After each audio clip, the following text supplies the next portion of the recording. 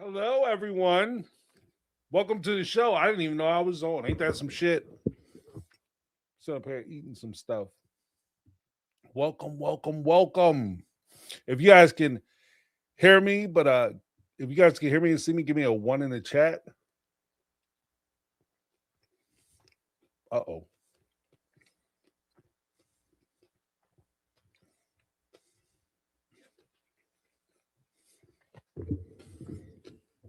Awesome, awesome. There we go. Because I wasn't sure. I'm on and I didn't think I was on. Waiting for my intro to drop. Never came. So let's drop that now and then we're gonna get right to it. You could be with anyone. I could be with anyone. You're here with me. You're here with me. You could be around. You could be with anyone. I could be with anyone. You're here with me. You're here with me. Welcome to 2026. Another show extravaganza. Running a little late, hanging out with the family. You know, which isn't a bad, I guess, New Year's sign. Let my family know that I care about them and stuff. But yeah, we are live and popping. We have a very exciting show tonight. We have a good amount of SpeakPipe calls. Hopefully everybody's recovering from New Year's nicely.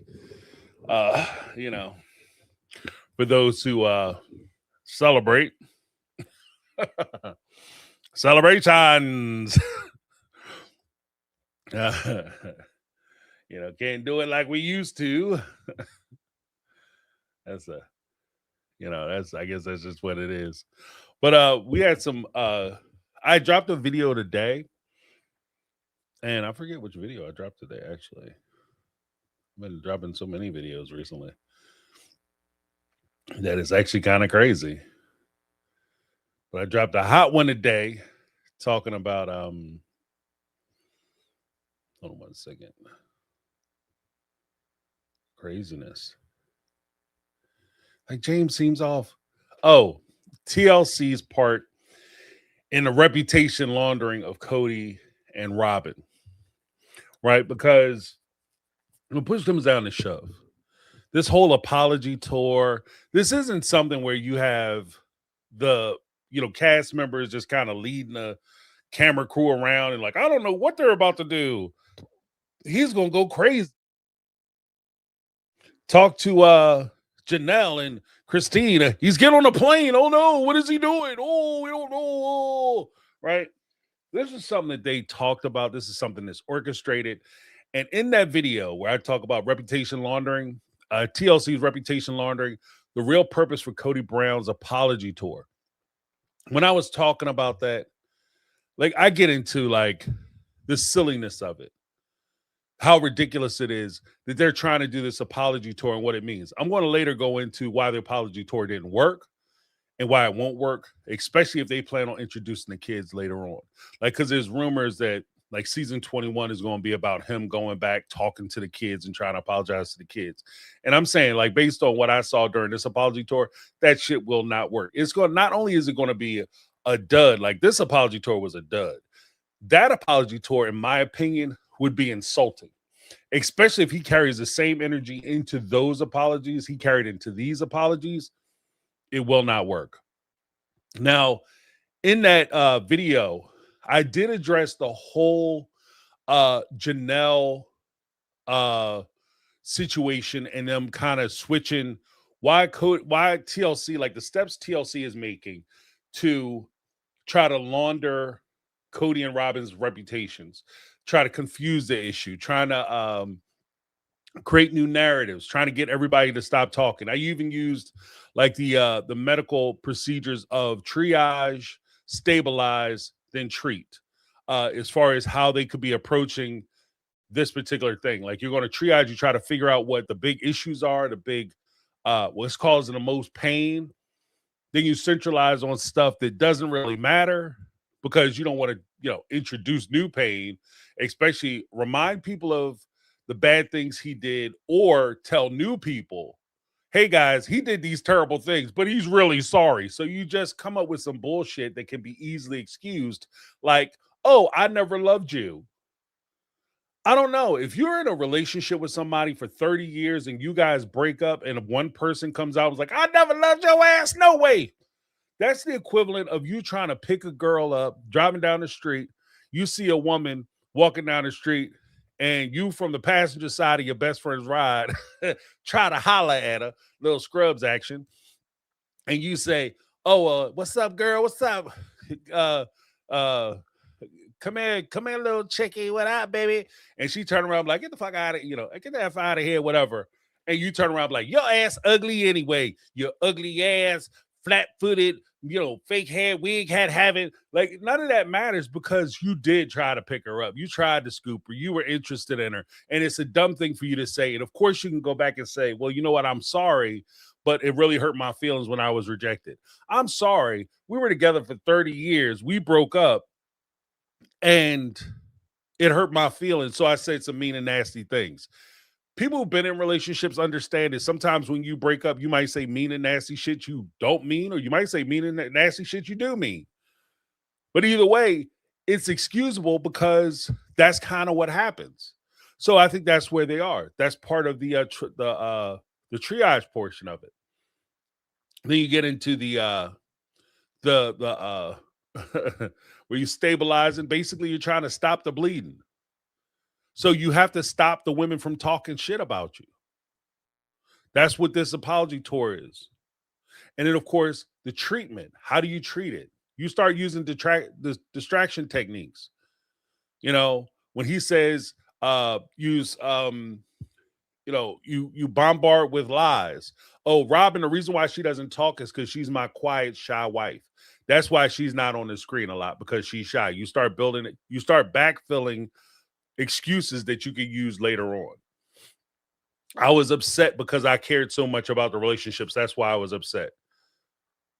And so I said these mean and nasty things after we broke up, and that's why I'm wrong. He never apologized for the shit he was doing that caused them to break up, though.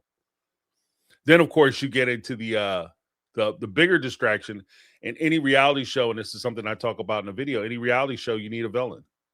And so this is part of the reason why I think they're trying to push Janelle ass under the bus. They're trying to deep fry ass. She getting deep sixed. So, because TLC is a part of it. Because Cody's saying that Janelle had mentioned this, and I'm not going to tell Mary because I don't want to know. Then why you keep saying it on screen with the cameras there? It's not like it slipped out. Oops. And you said it. Now, the video I have tomorrow, I hope you guys check it out. Hype that joint. Hype it. Because in that video, I come out and straight up say that this whole storyline about Cloudy Pass is TLC bullshit. And I explain, in my opinion, why it's bullshit and why it would never happen. Now, this isn't to say that maybe they think it could happen, right? But this would never happen the way they're talking about it. It's just not like, you cannot do that shit. Because there's not a husband or wife in the world who realizes their relationship isn't working out. They wouldn't run to a real estate agent and sell the house out from underneath their significant other, take the money, and then force them to sign a child custody agreement, child support agreement, and withhold the funds of the home sale that they are living in until they executed that document. That's what this would be the equivalent of. What the whole Janelle storyline is supposedly saying.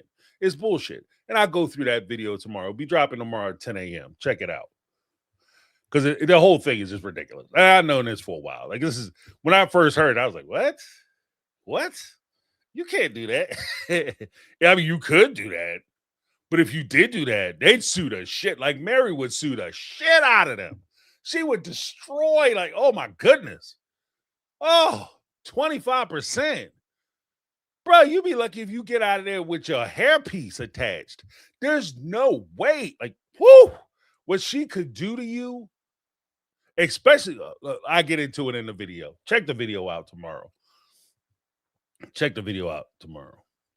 Because we get into it. I get into it. All right, but let's go through some of these most audacious, radical, stupendous. Um,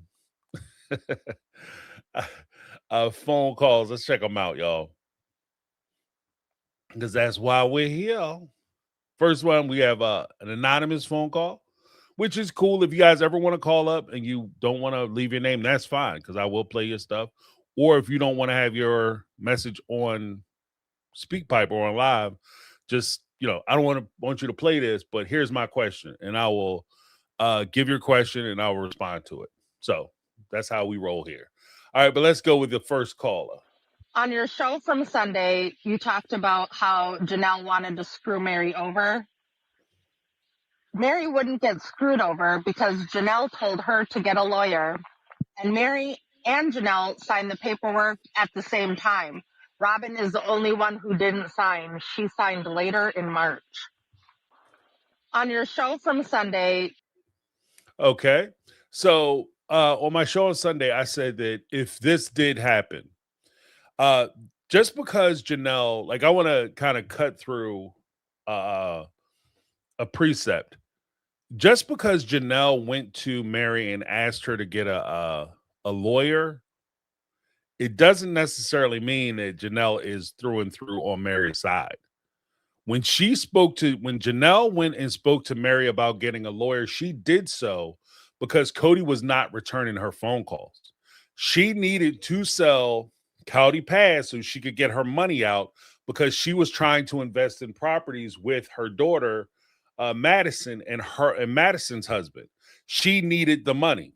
And so she did what a lot of what we're seeing is how the family functioned historically. What she did was she went to another wife. She had a problem with Cody. She went to another wife to try to corral with that wife, to join forces with that wife to go against Cody. She went to somebody whom she thought she could find a partner in that instance, so that she could get what she wanted.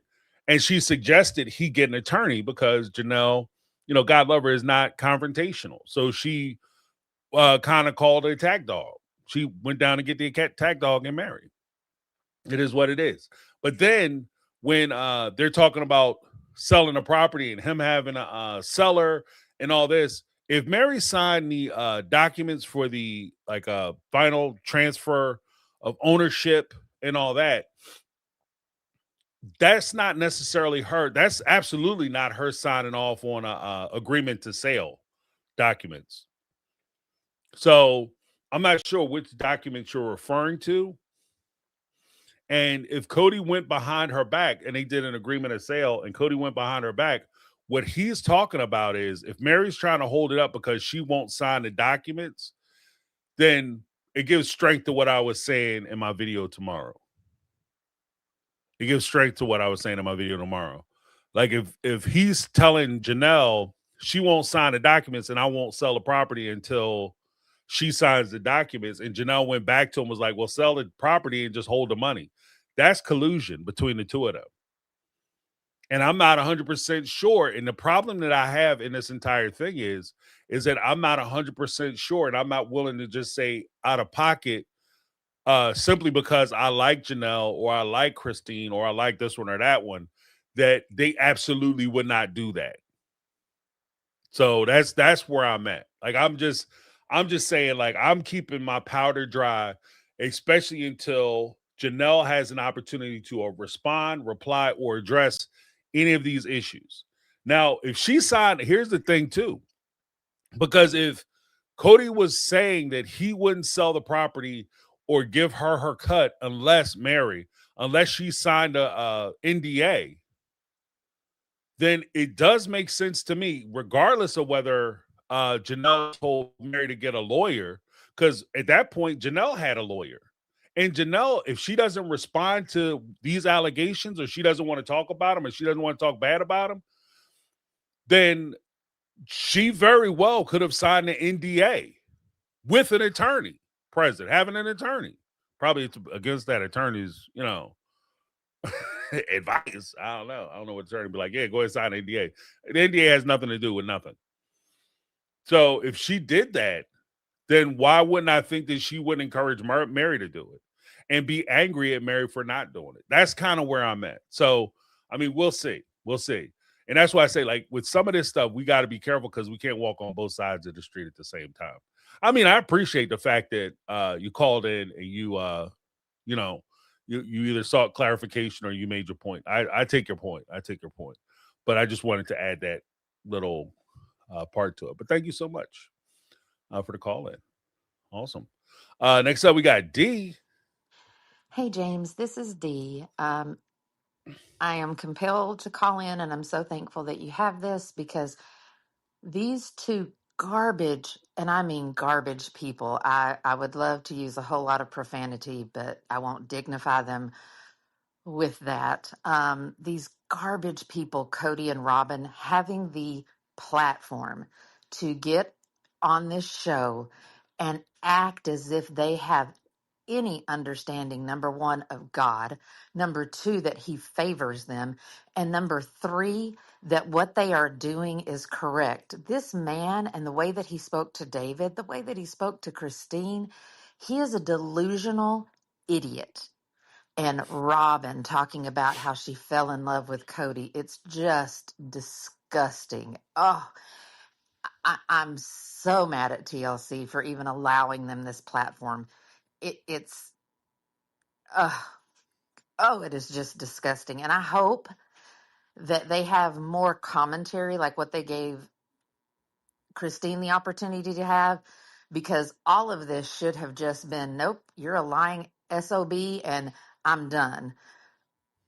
Ugh, I'm so outraged. Like I actually feel like this has happened to me with the way that they're handling this. It's that disgusting to watch. Okay. She's outraged. No.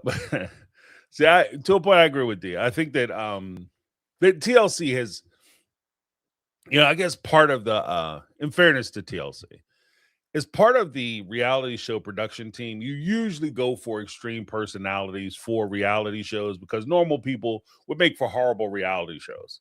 But when they have people who have even a touch of like or hint of like a religious background, they tend to be lunatics. Like everything is like, oh, God is looking out for me. The Lord is my friend and he's my shepherd and he's going to smite everyone who vaguely disagrees with me. Like he's going to send people who are looking out for their own best interests or the best interests of themselves, their kids, their family, whatever. He's going to send them to ruination because it would inconvenience these other folks. Like it's just the craziest shit ever. So I mean, I do find that a little reprehensible. One, but two, to the point of like TLC airing this type of show. On one side, I absolutely agree with you. Like for the decency side of it, it is jacked up that they air this, and we see like victimization, and we see this level of manipulation, abuse, that kind of thing. 100%. On the other side of that, though, I think that we can put positive spins on these types of things by bringing light and having conversations about these types of issues. Because in many of our lives, may never be in a situation where we're like where Cody or Christine is sitting, but there are people who are. And I think that by us having this show available, it gives us the opportunity to have that conversation to not only let people know that they aren't the only ones going.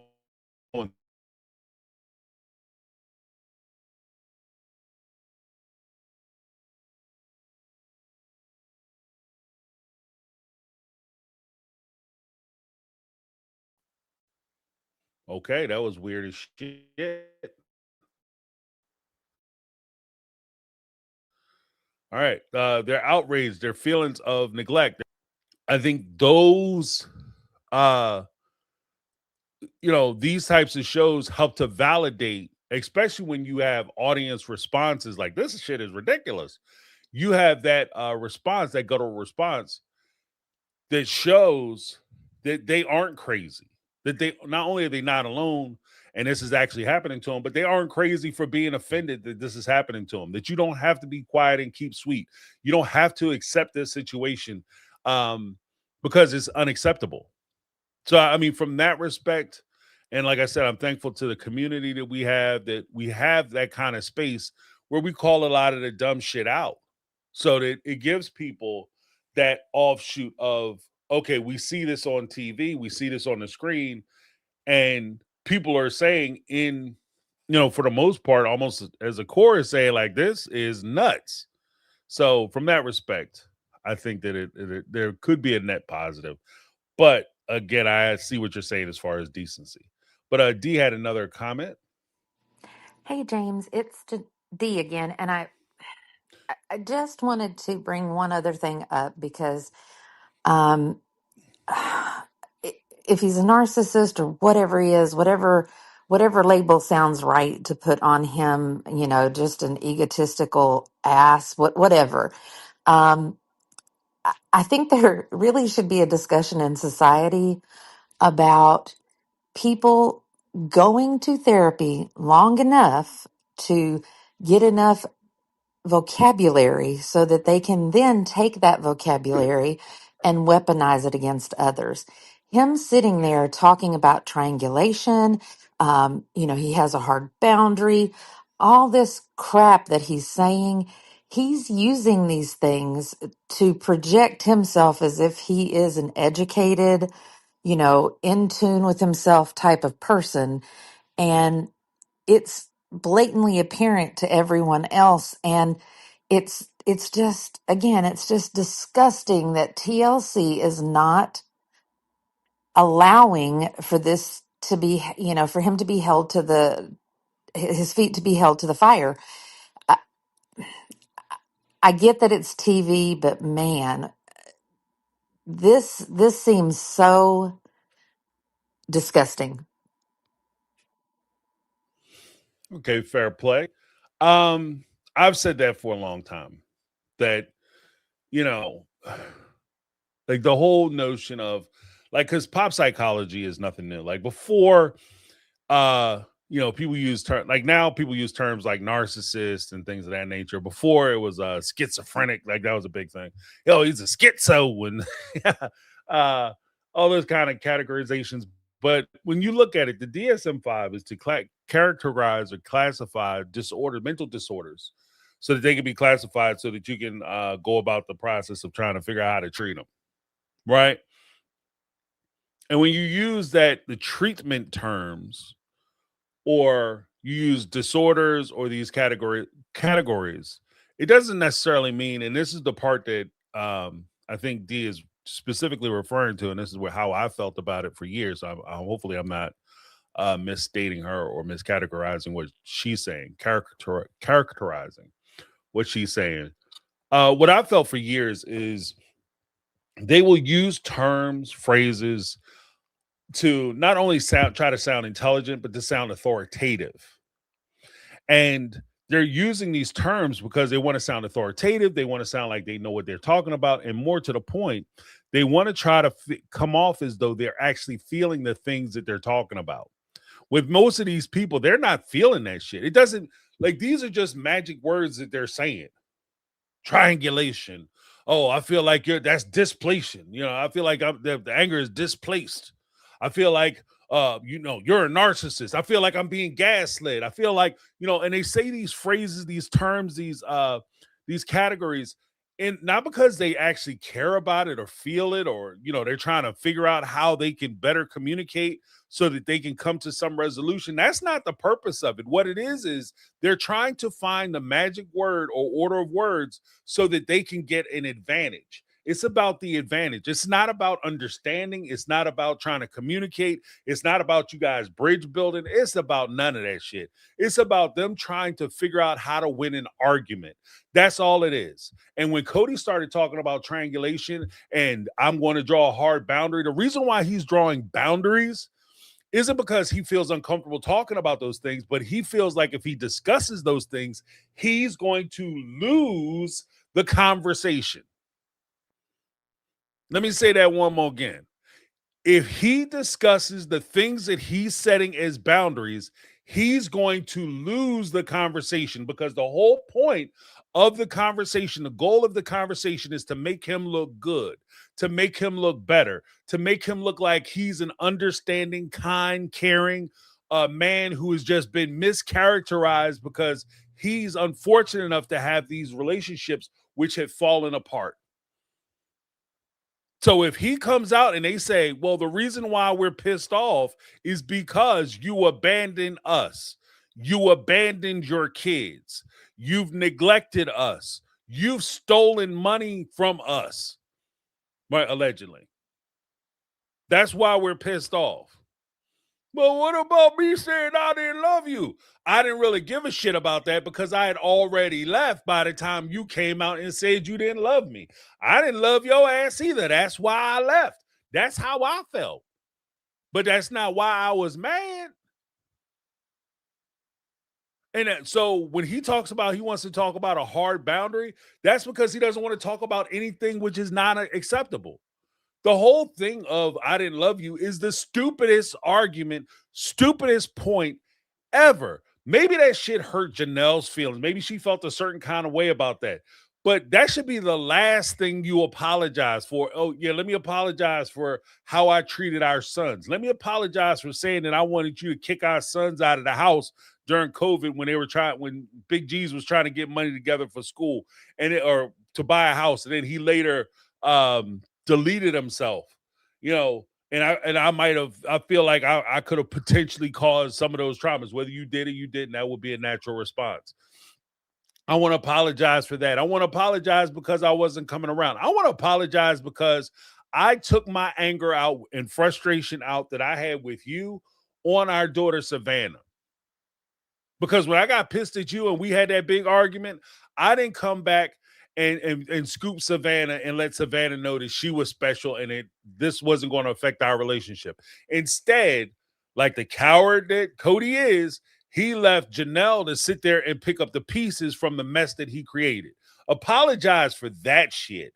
But see, that's the part where he's going to say, oh no, that's a hard boundary. Because that makes him look bad. That's what all the boundary is.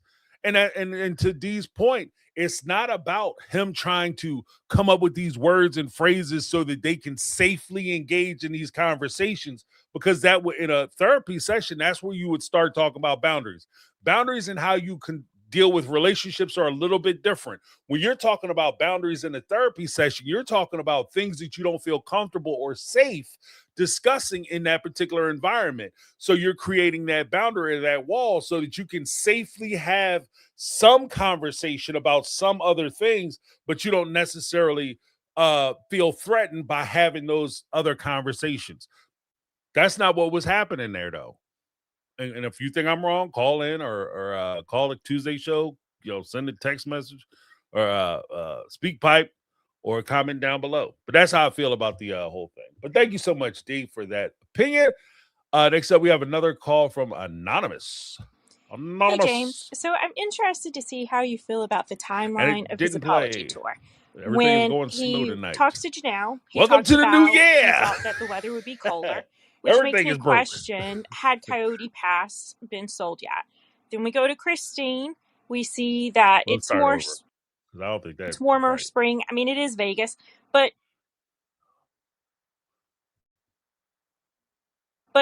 it's after the fact. When he goes to see Mary, based off the previews that we've... This is terrible. Hey, James. So I'm interested to see how you feel about the timeline of his apology tour. When he talks to Janelle, he talks about he thought that the weather would be colder, which makes me question, had Coyote Pass been sold yet? Then we go to Christine. We see that it's warmer spring. I mean, it is Vegas, but it's after the fact. When he goes to see Mary, based off the previews that we've seen, it appears that his hair has already been cut, meaning his post-SF hair. So I question if he actually spoke to Janelle prior to Coyote Pass being sold, so therefore she was a little more compliant with what she was saying or not saying to keep and appease him, to even imply that her and Mary weren't friends and had no contact. just to play the game because she knew that he would run his mouth and give her more information. Then we see Janelle and Mary having what I felt was a lighthearted, good conversation between two people.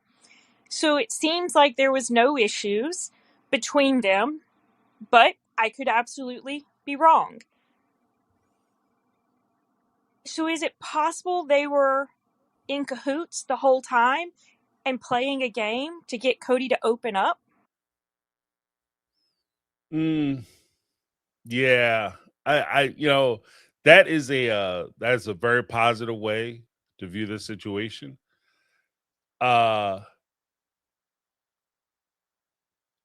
Some people are saying Janelle's apology was before Cowdy passed. I mean, that's possible, but it's also possible that it's after the Cowdy pass.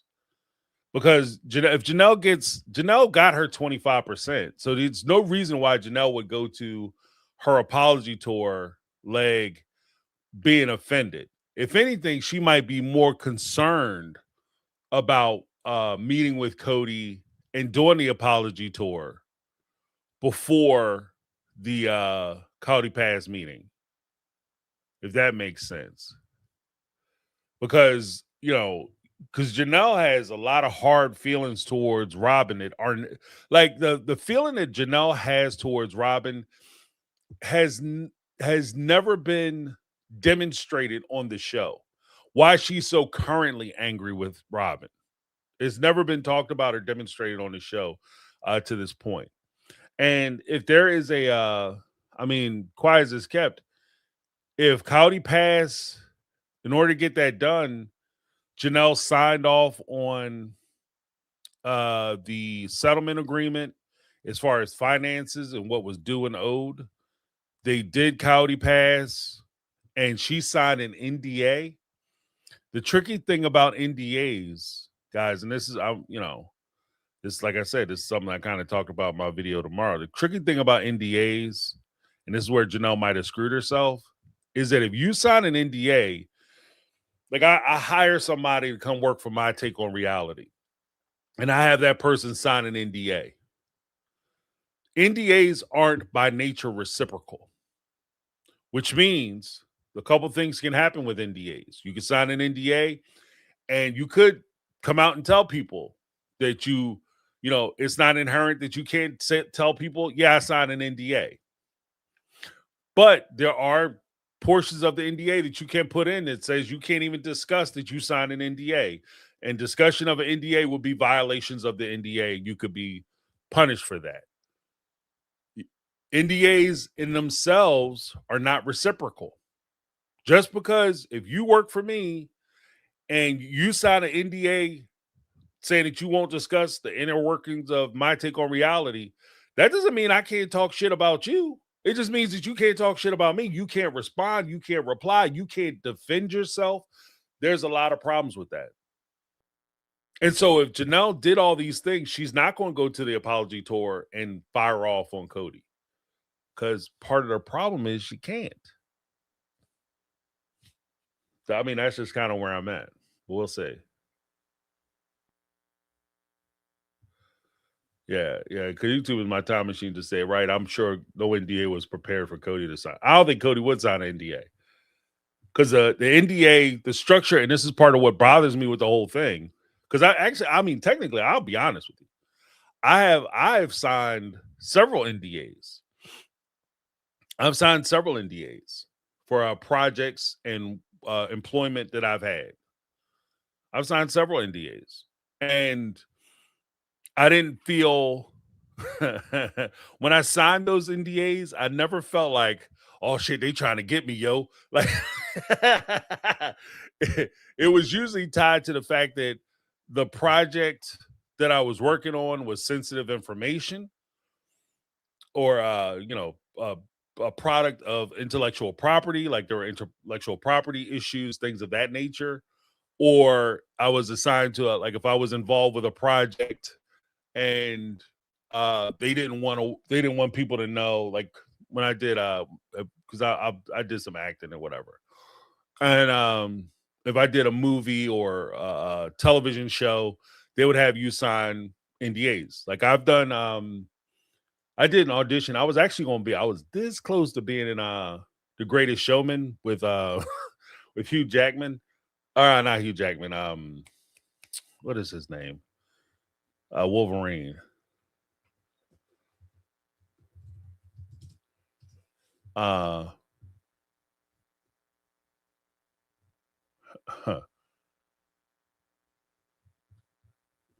What is his name?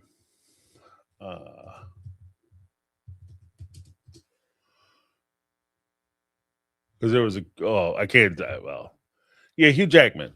There's a character that I auditioned for. It was a main-ish character that I auditioned for, and because of the sensitivity of their role, I signed an NDA because they didn't want me coming out and be like, "Oh yeah, I'm auditioning for this, and this is what the role is," and blah blah blah blah blah. You know, who's in it? Hugh Jackman and blah blah blah.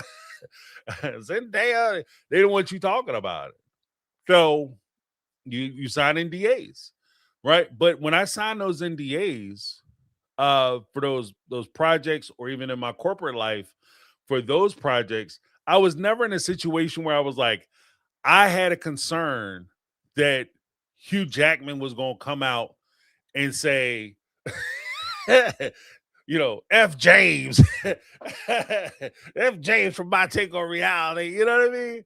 I was never concerned about that. That wasn't my concern. Or WB or Universal or something was like, yeah, James ain't shit. I was never concerned about that. That wasn't like, oh, they got me signing this NDA because they're afraid I'm gonna talk shit about Universal Studios or Warner Brothers. I got some stuff with Warner Brothers. Warner Brothers gonna come out and talk shit about me. Oh no, maybe I shouldn't sign. Like that wasn't the thing. With Cody, absolutely, that's the thing. You should be very concerned if Cody has you sign an NDA. You should be very concerned, especially if it's not a reciprocal NDA. So, because Cody is the type of person where he's going to create, which he's done essentially with the whole Janelle storyline. He's created an entire storyline, and if she signed an NDA, she can't even defend herself. And that's why I posit that in my even in the video that I shot, it'll be released tomorrow. That very well be because there's grumblings that she may be talking about leaving the show. That might be why she's leaving the show, because she can't defend herself. But let me know. Yeah, Creed too. Yeah, that was Michael B. Jordan gonna talk mad shit about he gonna have some things to say. Michael B. Jordan's very nice though. He's a nice guy. Very nice guy. But yeah, thank you so much, Anonymous. Good points. Next up, we got Mary. Hey, James, this is Mary. Hey, if you go back and look when Cody was talking to his friend Brian, and he was in the hotel room, he was saying that he doesn't know if Janelle was serious or not about, bypassing Mary and Rob and for Coyote Pass. I truly believe this was a Janelle joke. And the joke was going to be on Cody, because if he tried it, you can bet, I'm guessing Mary just had to invoke her lawyer, and there was going to be a lot of consequences for Cody. So again, I think this was a joke from Janelle. And the way he said it, he keeps saying, oh, I don't know if she was serious or not. He knows full well Janelle was not serious about that, because he knows Janelle knows what are the serious consequences for selling property without all the owners being aware. Anyway, let me know what you think. You know what? I think that Mary, I think you're giving a very generous opinion of the situation. I struggle to think that Janelle would joke that way. Like that's hard. Like that's a hard, bad joke. Yeah, go ahead and sell it if you want to. See what happened to you. Like that shit is crazy. I would hope that she has enough professionalism, because she is a licensed real estate person. And I would hope that she has enough to know that if you went behind an owner's back, I'm a co-owner of a property, and my partner goes back and sells said property, oh shit, no. In fact, you can't look when it comes to like real estate or whatever. If you owned an apartment complex or you owned a house, you can't go in and make permanent changes to said property without the permission of the other owner.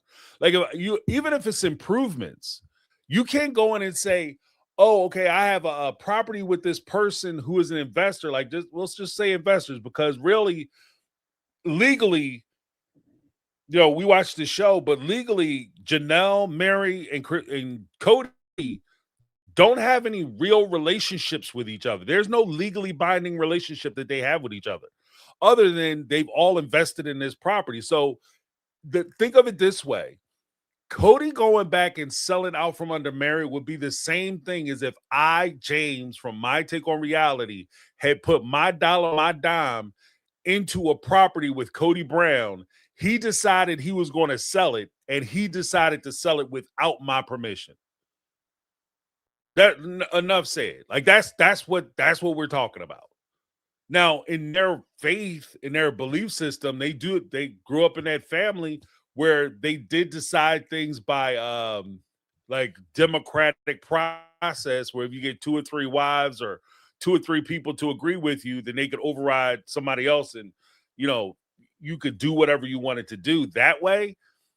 And if you're relying on that, it's not going to protect you when you get to court, because they're gonna sue they're gonna take the laces out your shoes in court. They're gonna take the laces out your shoes, like, because with the compensatory damage, the lawyer fees, the court fees, the filing fee, all that shit, you're paying that out of pocket. And then they're gonna turn around and hit you with some punitive stuff, because that what he's talking about doing would definitely get him, in my opinion, my pedestrian opinion. I feel like that would get him, that would definitely get Mary awarded, in my opinion, some punitive damages for them doing that, because that goes like, it's malicious. What they're doing is malicious. So doing it like, I messed up, I didn't realize I couldn't do it, I made a mistake. Okay, we're gonna make Mary whole, so she gets her 25%. Oh, you try to rip her ass off. Oh, that's a whole nother ball of wax. So I'm like I said, when it comes to the whole Janelle thing, I'm not gonna come down hard one way or the other. I'm just saying, like, from the outside looking in, the storyline just don't make sense to me. But as far as like Janelle's response, what she did, what she didn't do, I'm gonna keep my powder dry, because I'm not really gonna be surprised either way if we find out that this is true. Debbie Allen said, Janelle said, well, you could, with a sarcastic smirk. It wasn't an endorsement. I think I'm gonna have to do it. I didn't want to have to do it, but I'm gonna have to do it. Yeah. All right, give me 2 seconds. I'll call up the clip that I was looking at, because I do remember the one, because it was twice when she talked about this particular thing, and she talked about it twice. The first time she was like, well, he could do it legally, he could do it because he's the owner or whatever. But he's not. Him being a leader of the family doesn't mean anything when you get into court and you're talking about ownership or stake in property. He's the leader. That shit don't matter. All right, let me see if this will upload. Uh-oh. Yeah, it's working. All right. This is what I was talking about. When I say that I don't know, because even with Janelle kind of joking, I get where Mary was coming from, but this is her. This clip I'm about to show you is her talking to the producers. It's not her talking to Cody or Robin. So I don't know why she would trick the producers to try to trick Cody. Especially if anybody has any, knows,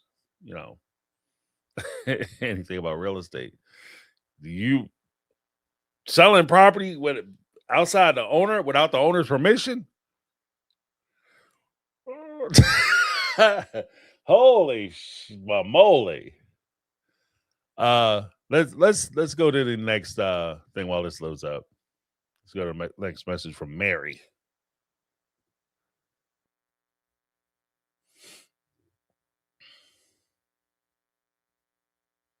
My whole system is slow today.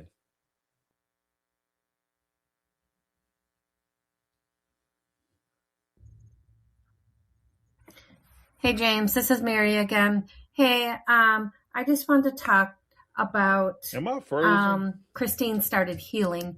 Christine was long gone. She realized in Flagstaff after Am I Isabel's frozen for you surgery, guys? everything was done. She was only making her plan to leave.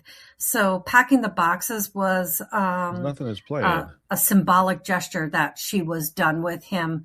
And he had to have known that Everybody then. must be doing like and Robin maybe my kept telling system him is something overloaded. different, which is absolutely ridiculous when he should be talking to Christine. But again, I just wanted to reiterate, Christine and Cody were married 27 years.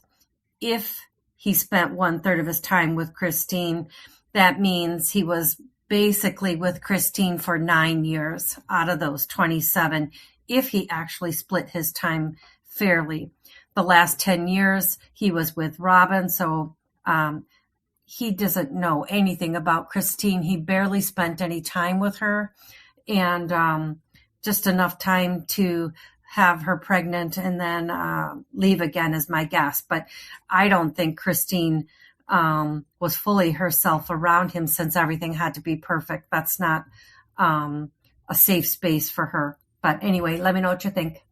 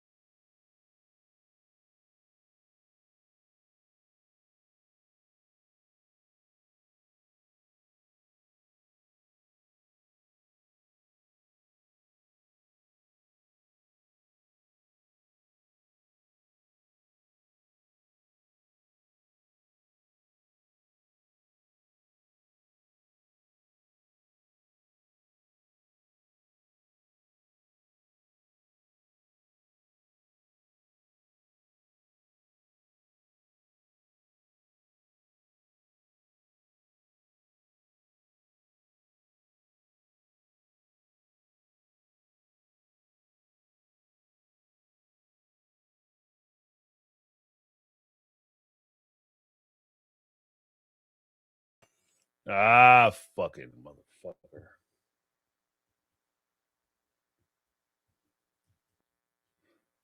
Shit.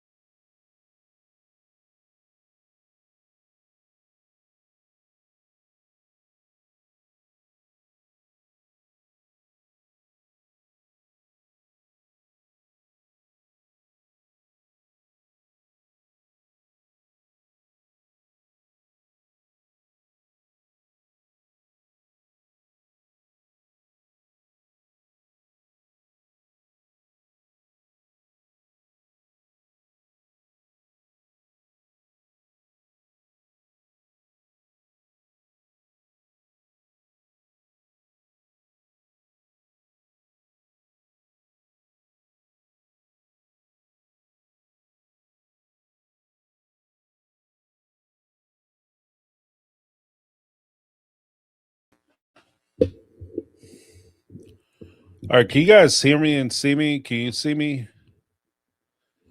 Ah, fuck. Or you can see me. You can hear me.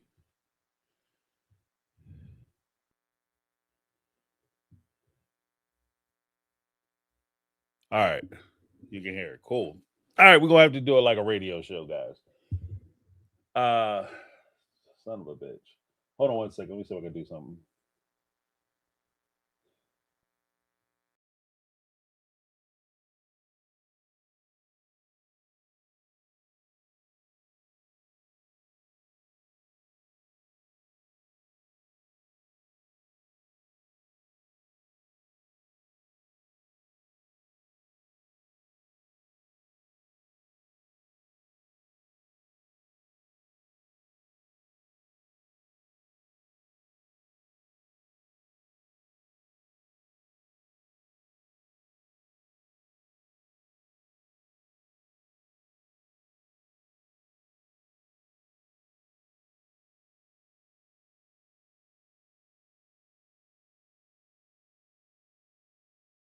This is crazy. All right, so see a brief seconds I hear you. All right, if you can hear me, we're gonna rock it out. If you guys can hear me, we're gonna go 1. If you can't hear me, hit 2. Okay, some folks said they can hear me. All right, so here we go. We're gonna rock it out. Get this done. All right, awesome. All right.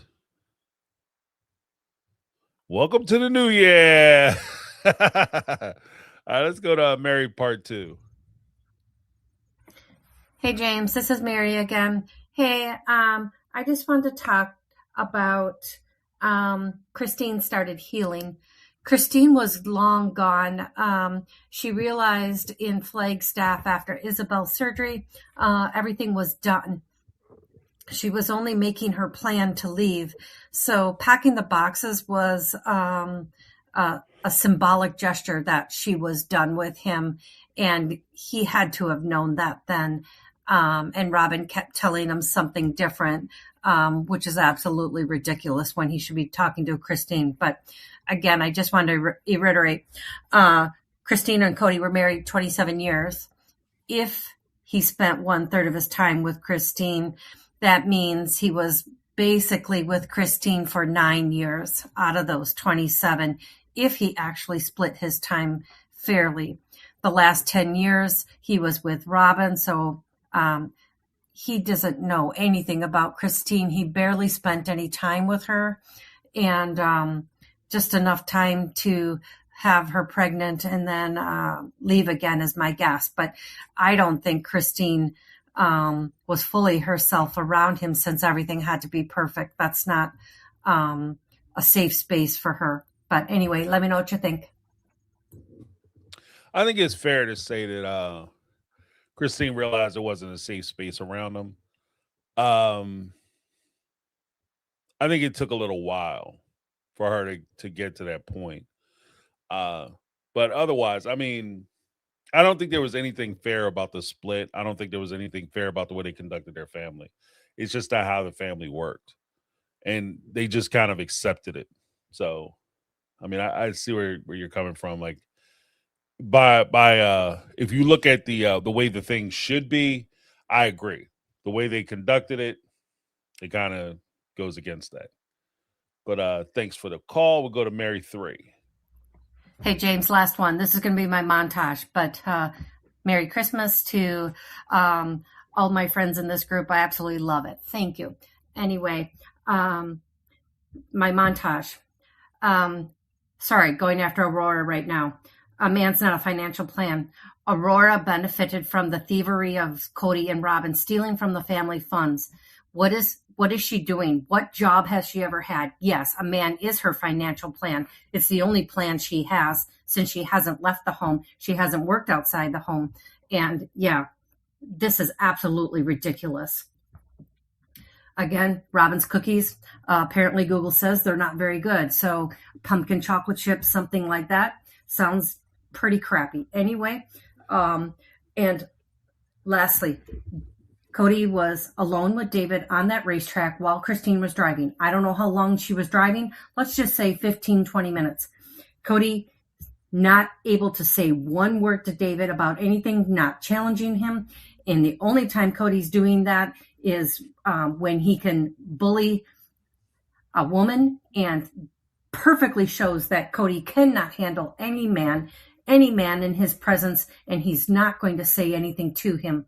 So anyway, let me know what you think.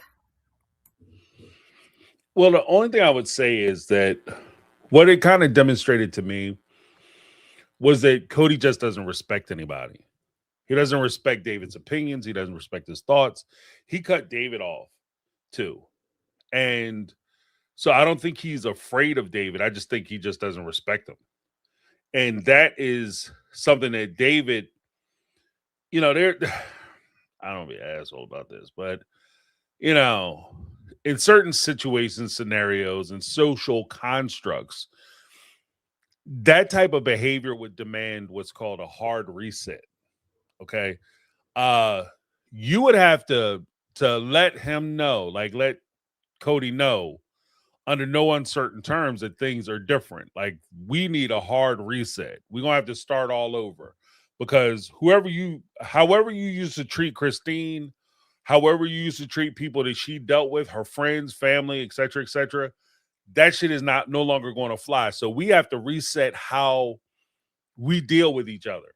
And I think that that's part of the issue that all of them are going to have moving forward, is that they're going to have to reset their approaches to how they deal with each other, how they interact, how they regard one another, that type of thing. Like, the way they used to do it in the past, that is no longer going to work.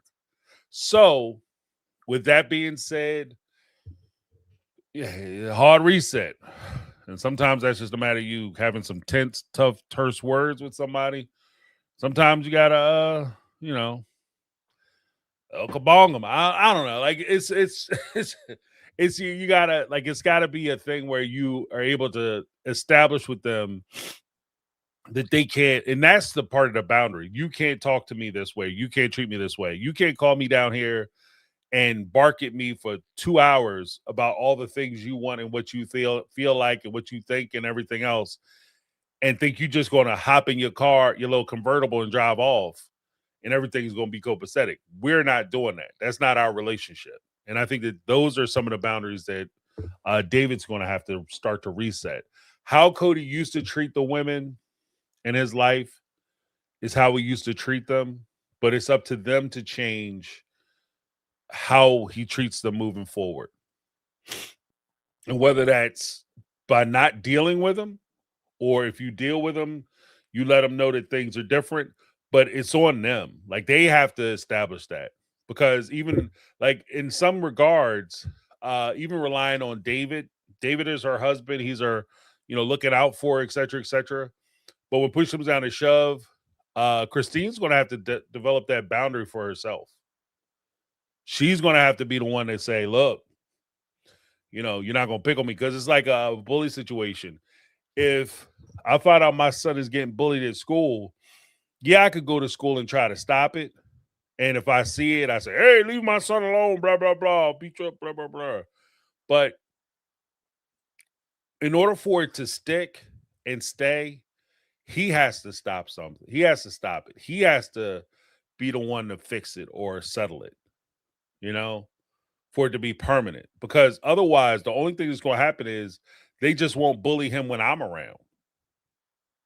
But I need him not to get bullied at all. So he has to stop it. And unfortunately, the longer you let something go, the harder that reset is going to have to be.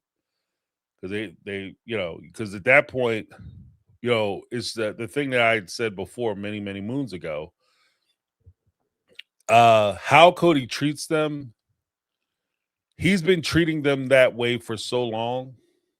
The psychological portion for him is he's been treating them that way for so long that now that he can no longer treat them that way, they're actually taking something from him. Even though they're taking back their own autonomy, they're taking something from him. So I think that's also part of the reason why he's so angry, But thank you very much for that call, Mary. Let's go to Sunny. Hi, James. I was watching the reaction to the latest episode, and I was thinking about Janelle touting to be the logical one. And the logic here being that she says Cody leaks like a sieve, and then in her brain, she's like, you know what? I'm going to go and make a secret deal with the biggest blabbermouth on the show, and then sign a paper where even if he talks, and you know he will, because he leaks like a sieve, I can't talk about it. And it's like, you know for a fact that when she was sitting there in the confessionals, and obviously production was asking her, were you trying to sell the land from under Mary? I think she was a bit stumped, because I guess she was surprised that Cody didn't take 5 seconds before he spilled the beans to production.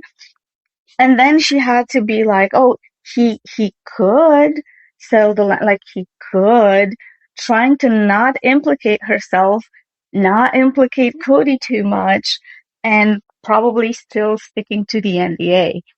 Like, God, woman, none of it is logical. Jesus.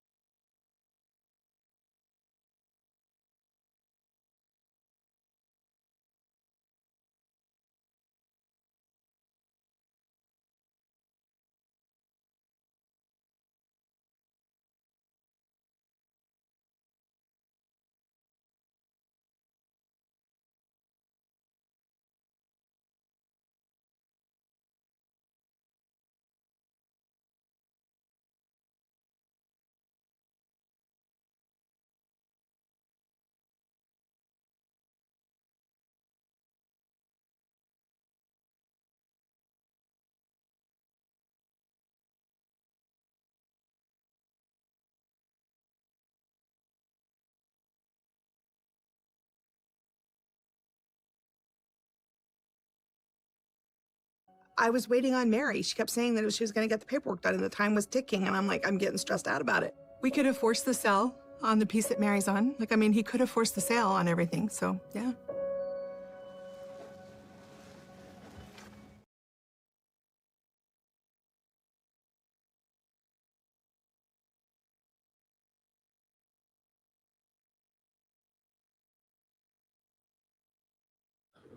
She said we could have forced the sale.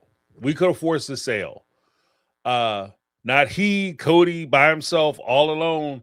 He could have did this, because how could, even then, like, how could Cody force the sale without you going along with it? So you're telling me, like, in Janelle's mind, she thinks that Cody could come in and decide to sell the property by himself, even though her name is on 2/3 of the property too, 2/4 of the property. Janelle's name appears on 2 of the 4 parcels. So he can just walk in and sell her shit too, because he decides to do it. And as long as he gives her a fair amount, hey, whatever he feels is fair, then she has to go along with that shit. Don't make no sense. That doesn't make any sense. And again, that sounds like they're falling back into the old, either they're going on, they came up with this dumbass storyline and they're telling the dumbass storyline, which makes her look dumb as hell, or they're falling back into the old Brown family way of doing things, where if you have one of the wives or two of the wives and Cody, because Cody is the leader, and he decides that he wants to do something, that he can do whatever he wants. But in the real world, in the world outside of polygamy, the world where Mary's gonna file her lawsuit, that shit's gonna fly like a penguin. Okay? It's gonna fly like a penguin. Like, it's going nowhere. So that's where. So when folks say that, Cody said this, but Janelle didn't say that, Janelle said it too. Like, if Cody was the only one talking about it, Robin was the only one talking about it, the two of them together, I wouldn't put too much stock in it. But because Janelle acknowledged it twice on the show, I don't know. That's why I said I'm keeping my powder dry. But let's continue. Let us continue. Where's my thing? Okay, here we go.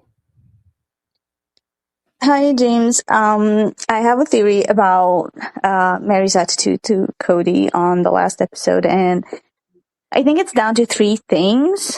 The first and foremost is Mary working on herself, and I absolutely commend her for that. I'm so happy that that's what she's doing. Like, oh, yes, finally, kudos. Second, I think Jen prepped her really well for this meeting because honestly, the woman has so much to deal with. Her husband has cancer. I don't think she could deal with Cody being back on, like, in Mary's life and on his bullshit again. So I think she prepped her really well for this meeting. And yes, she should have been there from my point of view. If Christine got to bring David, she should have brought Jen. And third, I think it's the fact that Mary moved on. I feel like she hasn't seen Cody in a long time. Even at Coyote Pass, they barely made eye contact. And then she moved on to Ron, and she's seeing Cody for the first time in a while, and she probably thought, oh my God, this is the man I was so hung up on for so many years. Like, ew, yikes. And then Cody starts with his bullshit, and Mary's like, "Oh no, we're not doing that today. Not on my watch." No, that's fair. That's fair. I mean, I think that this was kind of Mary's siren song. So this was Mary's breakout episode. It's in a way, it's kind of unfair because if you really think about it, Christine had a whole season. They tried to give a whole season to Janelle in season 18.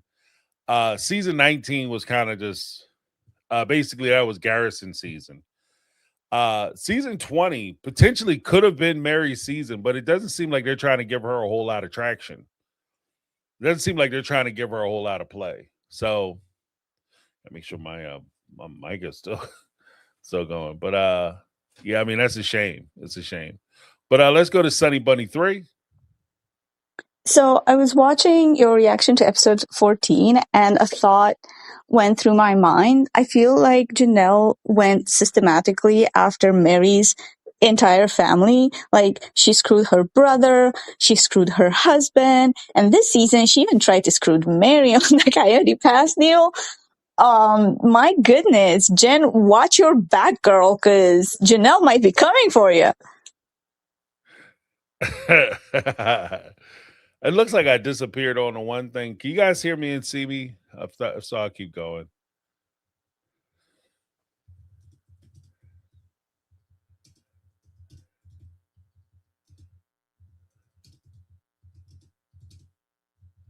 Okay. Okay, I see some ones. Awesome. I'm sorry, guys. Like, this system is jacked up. I might have to give me something else because this thing has been acting funny for a minute. Maybe that's my New Year's thing. The red flag is flying. Awesome. All right. Yeah, I think it's funny that Sunny Buddy was like, yeah, she going after her whole family. Like, she just coming after Mary, like Mary that did something to her. Like, she's picking on her in like grade school or something. Like, I'm gonna get you back. She married her brother, divorced her. You know what I mean? She tortures her for years being married to him and the family. Then when then she leaves, she comes back and on a land deal, one last time, man, for old time's sake. That's funny. That's funny. I don't know how true that is. Like, it'd be funny if it came out that like this has been like Janelle's master plan the whole time. When I was a child, you had done some nasty things to my family, unspeakable things. And now I vowed that I would destroy you, Mary. Like, that would be some sinister shit. Like, that's next level sinister. She'd be Mrs. Sinister. All right, next up, we got anonymous, another anonymous phone call. Like I said, you guys can call in with anonymous stuff. I don't mind. I don't think Janelle is the one who wanted to rip Mary off. Cody always likes to point the finger at people when it's something he has done or will do. And from the beginning, Janelle told Mary to get a lawyer. And I don't think anybody could have ripped Mary off because she has proof that she's put more into the property than what he would like to say she has. And then Janelle and Mary both had attorneys. Okay. First and foremost, the only response, I mean, realistically, it's about the timing. It's about the timing. Because if she told her to get an attorney, you could look at the time frame in which she told her to get an attorney. She tells her to get an attorney because she's having problems with Cody. So she knows she feels like she can't go back and fight Cody by herself. So she goes and recruits Mary. And when she recruits Mary, have you talked to him? I tried to talk to him. He won't talk to me. He's refusing to talk to either of us. And we're not strong enough or powerful enough to go up against him by ourselves. So we'll unite. You need to get an attorney. I'll get an attorney and we'll go after him. Mary at that point, because even when she suggested that, Mary, you need an attorney. At that point, Mary was saying, I don't need an attorney. What we need attorneys for? She even went back to Cody and Robin and said, "Wait, Janelle told us to get attorneys. We don't need attorneys. We could all be friends," if you remember that. So in light of that, from Janelle's perspective, she very well may have looked at it and said, and again, I'm not excusing it. I'm just saying, like, state of mind. She may have looked at it and said that if I went to Mary the first time and she's still trying to play nice with these people. She's trying to be friends with these people. She doesn't want to be the nasty ex-wife or the disagreeable ex-wife. So I have to look out for me because Mary's not looking out for me because she's going back to them, talking to them, trying to be friends with them, trying to be cool with them. And none of that is getting this shit done. So I need to get this done. There is a pathway where Janelle might have decided that she needed to do what she needed to do to get her money. You know, do I think that it would be smart? No. Do I think it will work? No. I say that in my video tomorrow. This was the dumbest. If they did come up with this plan, like this shit was real, and they came up with this as a master plan, and they meaning Cody and Robin or they meaning Cody, Robin, and Janelle, this plan would be the stupidest shit you could possibly do. This would be the stupidest thing you could do. Because, as I will explain in my video tomorrow, the discovery process in that lawsuit, when you file for a petition action, that's a civil suit. So you file your complaint, they get to file their reply or their answer. Then they can file a cross complaint so they could sue you back. Either way, you'll go through the exchange of motion practice. Once that's completed, you go into discovery. You go into discovery. And when I say you go into discovery, I want to be very clear. When you go into discovery, the reason why this would be capital S stupid is because when you go into discovery, it's not going to just be, oh, well, we need to figure out what we talked about for County Pass. We're talking about everything. When I say everything, I mean everything. We're talking about the money that went into the family fund, because that's where the money that they're talking about went towards County Pass came from the family fund. So if I bought, one of the things I point out in the video tomorrow, I'm giving a little too much previewing the shit out of this, but one of the things I talked about is if you buy a house right? Or I sell my house and I get $100, just $100 for my house. Crazy, I know, right? Sell my house, get $100. I take my 100 and invest it in to the family fund.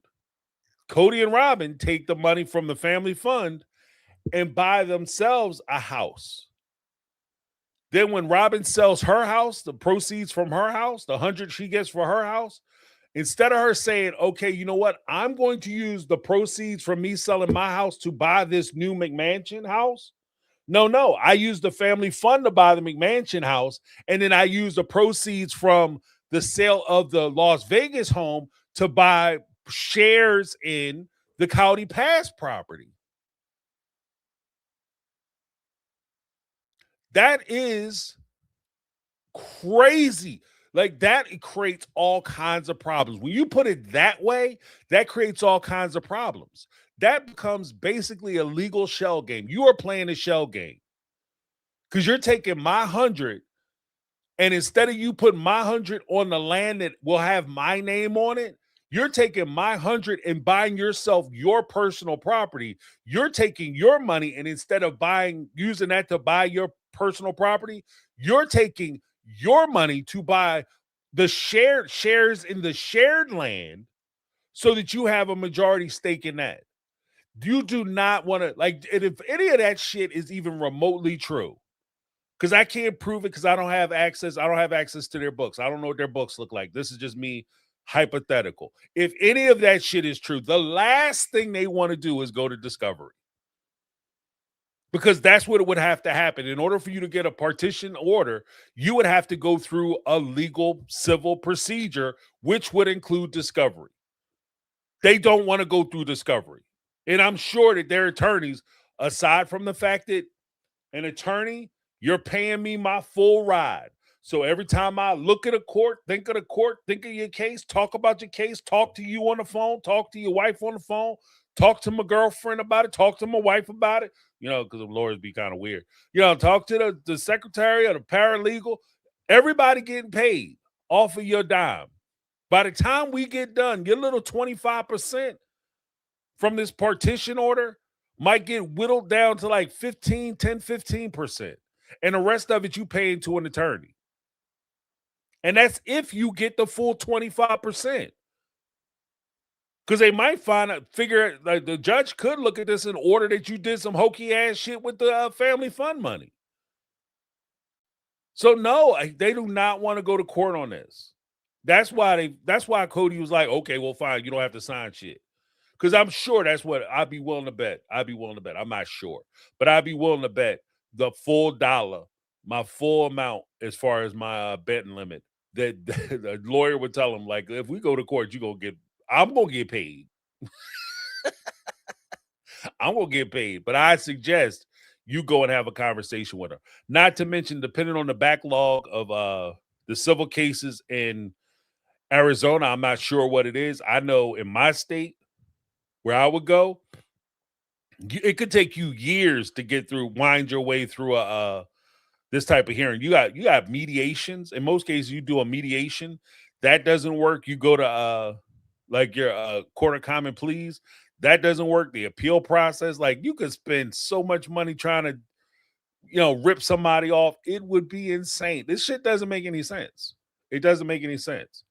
But that's not saying that they didn't try it. I'm just, I'm keeping it all the way above because they did a lot of shit that don't make no sense. I mean, so we can't even say that would be so stupid. Why would they do that? They did a lot of stupid shit. That's what we're talking about. That's part of the reason why they're in the situation they're in now, is because they agreed to some stupid shit. The first part is, and I'll jump off the soapbox for this, but the first part is they went down. They invested their money and let Cody use their money, Janelle and Mary, to buy a personal property for him and Robin. Stupid. Because that's what the McMansion was. That was their personal property. Janelle said that she suggested to Cody that they put their names, the whole family's name on that property. He said, no, this is Robin's property for her kids. Well, if it's Robin's property for her kids, let her put her money on it. We ain't putting the family money on that shit. That's the first stupido. Second stupido. You gave Cody access to funds so that he could go down and buy Coyote Pass. You don't know where he was getting those funds, how he allocated those funds, or whatever the case may be. But at the end of the day, you know he didn't put everybody's name on all parts of Coyote Pass. So it could be evenly divided so you all have an equal share. You went along with that shit, El Stupido. So when it comes to the, like, you know, the intelligence level of whether they would do this thing, I don't feel comfortable saying that they absolutely positively would not do it. That's why I'm keeping my powder dry. That's why. So that's why, like, if anybody is curious why I'm not jumping on the, oh no, they would never do that because that would be dumb, caravan, that's why. That's why. Yeah, that's why. I'm just like, they did a lot of dumb shit already. So, because there's no way I would have, nope. And I'm with Mary. I'm on, like, when it comes to that, like, NDA, I'm team Mary all the way. There's no way I'm signing up. The only pressure or pressure point I really have, the only thing that technically kept Cody from selling 3/4 of that property is the fact that Mary's name appeared on that Mary could have went back to the fans of the show and said, this son bitch just ripped me off. Legally, he had every right to sell. If they're listed 1, 2, 3, 4, he had every legal right to sell plots 1, 2, and 4 without her knowledge or her permission. Because she only appeared on one of the plots. 1/3. She only had 1/3 interest in 1/4 of the plots. That's nowhere near 25%. So he could have screwed her. He could have screwed her. But, you know, I'm just saying.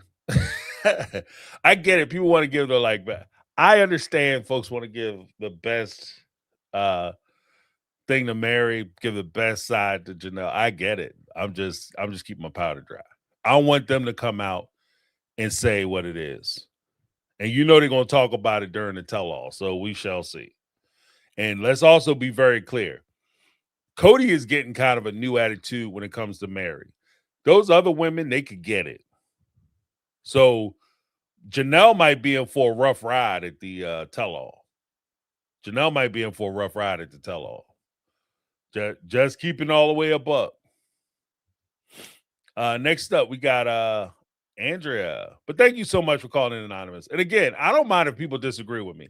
I want you guys to disagree with me, have your own minds, have your own opinions. If you guys believe Janelle, you think that she's right. Hell, if you think I'm wrong, that's cool. You know what I mean? I think it's good that we have diversity in our thoughts here. I think it's awesome. Next up, we got Andrea. Hi, James. My name's Andrea. David gave Cody advice to start reconciling with his kids. In a perfect world, that is great advice. Great advice. Reach out to your kids. Talk to them. Extend an olive branch. The problem is Cody Cody is not capable of doing that. Katie. He is not capable of change. He is not capable of having a relationship with those children. My dad was very much like Cody. My mother was wife number 1 out of 5. My mother never said a mean word about him. My sister and I figured it out on our own. We did have a relationship to a certain degree. What he was able to do, when he passed away, were we on good terms? Yes. Was he the father that we needed him to be? No.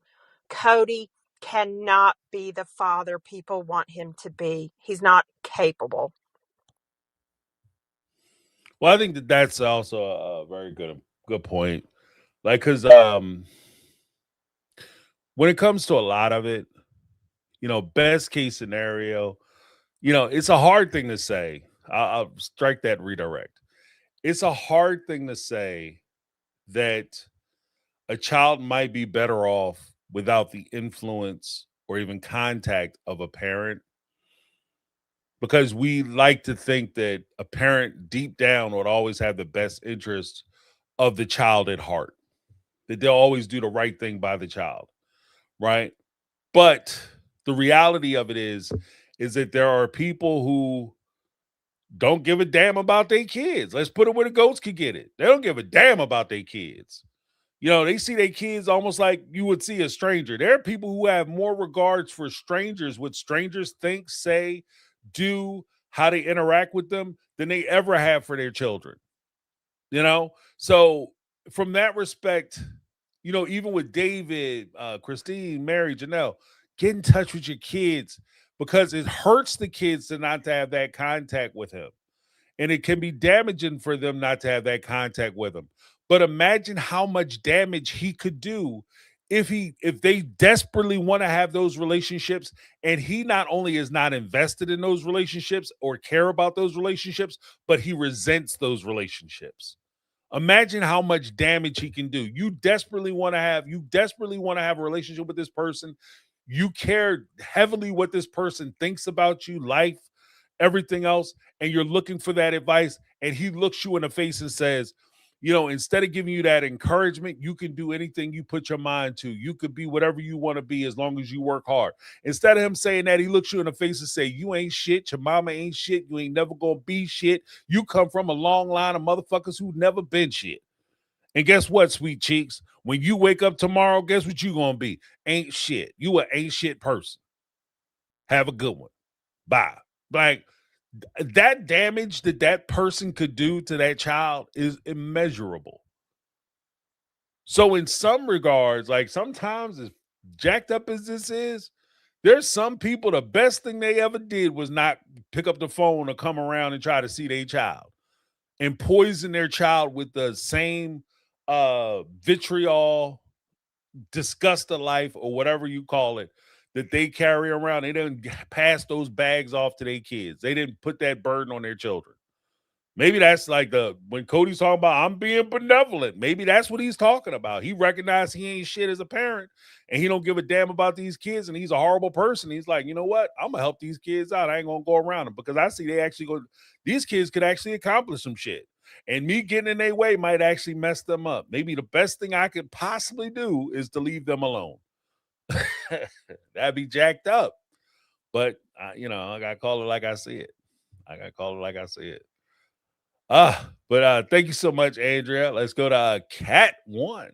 I'm sorry, Cat the Lab Rat. Cat the Lab Rat. Good morning, James and the My Take community. This is Kat from Jacksonville. And this might be a kind of controversial take, but hear me out. Megatron really got me thinking today. I was listening to Megatron talk about Janelle's absentee style of parenting, and it really, really got me thinking about how we're witnessing a societal change in a big way, and how in terms of having babies and raising them. And I'm not saying that Janelle is a bad mom. Don't get me wrong. I don't know her personally. Who am I to say any of that? But what I am saying is that if you take a step back and see what's going on these days, we see a bunch of people in their 20s and 30s stepping away from that old school mentality of either might as well have kids or I got to spread my seed and leave behind a legacy. Yeah, we're not doing that anymore. It's almost as if we adopted the shopping mentality of if you don't love it, don't buy it, but it's popping out babies instead of like a nice dress. Where was I?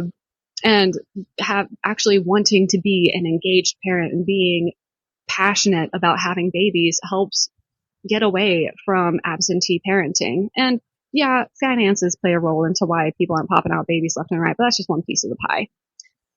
With all of this in mind, I wonder if this is another accidental blessing that the Browns gave their kids, because not only are the kids monogamous, but they're also waiting longer to have kids, and they're really engaged parents. So if the show made them more worldly and gave them these options, then I'm behind it. Merry Christmas. All right, Cat the Lab Rat. You know, my dad used to, he was assigned to Jacksonville when we were kids. Not kids. I was actually in college. When I was a child.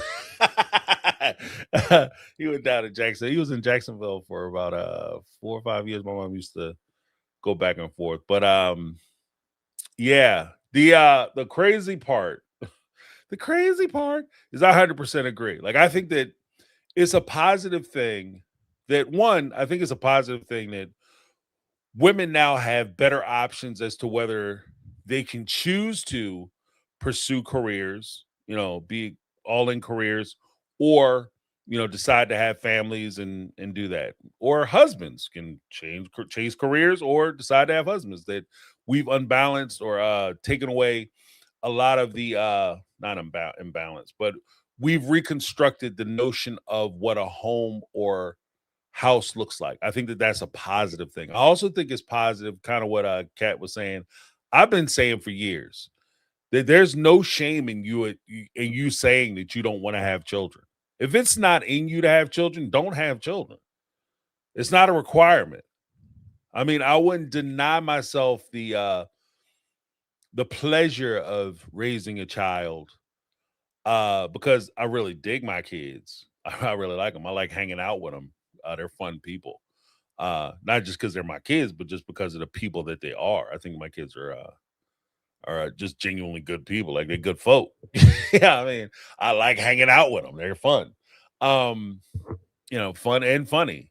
But if it's not in you, if it's not something that you are, because I have friends who don't have kids. My brother doesn't have any kids, and he loves my kids to death. Like they get Christmas time, like they got my brother laced them up at Christmas time, but he doesn't want to raise kids. It's just not in him. Like we grew up in the same house, had awesome parents, but he just doesn't want any children. It's not for everybody. And I think that we actually do a disservice by trying to force the idea that you have to go out and propagate populate the planet and propagate your species because this is what needs to happen. Like I think that we actually do a disservice to those, not only to the individuals but to the kids. So I agree with that. I 100% agree with that. Because raising children, as pleasurable as it is, especially who says that when they have older kids or they have good kids, but I don't give a shit how good your kids are, how wonderful your kids are. Raising kids is difficult. It's hard. And it's trying. It's tiring. It's expensive. You will be making sacrifices unless there's at some point you're going to sacrifice things that you want to do or for yourself or maybe career-wise, or there'll come a time where you have to make hard choices because of the choice that you had to have a child. And if you are not in love with the idea of being a parent, the idea of having children, and you're committed to that, then those choices, those sacrifices become impossible for you to make.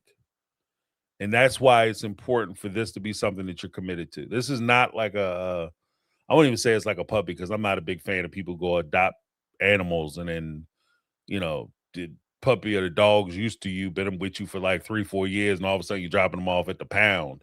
Like that's kind of jacked up too. But, it's not a sweater, or a fad. Like you don't get them because like there's certain handbags you may wear, glasses, sunglasses, hats, jackets that you may wear because it's hot and it's in season. But the second it's not in season or it's not fun anymore, you just put it in the closet and you drop them off at the Goodwill. That's not what you can do with kids. So, or pets. So, I mean, it's something that you actually have to be committed to. So 100%, I agree with Kat on that. Next up, we have Tanya Carter. Hopefully I sound okay, look okay. I know we was having some difficulty. You guys saw my my office pre-sign. I got my sign. My sign will be coming up this week. So finishing up now. Finally did the cuts. I was scared to death to do these damn cuts. But I finally got them done. I stained the border. Now I just got to finish off the actual sign. And that bad boy is going up back there. You guys will be seeing it probably next week. Stay tuned. All right, but next up, we got a Tanya Carter, Mrs. Carter in the house. Let's check out. When Cody said to Mary, I know you think this is about you, but it's really about me and God. And she said, I know it's about you. I almost fell out. Cody thinks people are stupid. And the fact that he's on this apology tour thinking that these women are just like they've just been held up in their closets in the fetal position because he said he doesn't love them, and that they can now move on because he's come across the country and said, I did love you. Now you're free. The absolute narcissism. And I'm convinced Cody looked up what the word narcissism means because everybody online is saying that's what he is. And he looked it up. And as he got into reading what a narcissist is, he decided himself that these women are the narcissists and learned all the little words on what narcissists do. And that's where he came up with, oh, triangulation. That's what they do to me. And I'm sure he thinks all these women are the narcissists here. Him saying that the children are forbidden, that she can't talk about that. That's when I would have been like, bro, fuck you. Don't come up in here and tell me what I can. Uh-oh. Uh-oh. No, I agree. I think that like there are a couple lines that would blew me away. One, you admit that the conversation's about you, then what the hell am I doing here? Two, when you tell me what I can and can't talk about, what the hell am I doing here? I'm out. Three, if you you're foreboding, me discussing my kids, and somebody made this point. In the English in any language, there are certain words that mean, are an intensified. So they go beyond just the basic translation that we may normally have. Like, for instance, if I was watching a movie the other day called Mr. Nobody, Nobody 2. And, one of the big bouncer guys, in a little small town, little carny guy, he was kicking out the Mr. Nobody's family. Kicking on, get the hell out of the little fun center area. And the little girl, his Mr. Nobody's daughter, had a stuffed animal, and one of the guys twisted the stuffed animal's head off and threw it on the ground. And she said, "Oh, my little stuffed animal." She went to go pick the animal up, and the little bouncer dude, was like, "Hey, leave it there." And she went to turn around. He slapped in the back of the head. Right? Now, when I saw that shit, I was like, "Oh, y'all must have fire insurance because I'm gonna burn this mother down." Like, y'all gonna be out front cooking marshmallows off this bitch because there's no way you gonna get away with slapping my child upside the back of their damn head. Oh, hell no! So I went off. Like, I was like, "What the shit? This is crazy. What kind of movie is this? Like, you think John Wick was bad? Oh, you slapped my child in the back of their head, son." This whole town getting it. Right? He might come through that door. You better call 5 states and tell everybody to load up, get locked and loaded, and start heading this way because I'm tearing this whole place up.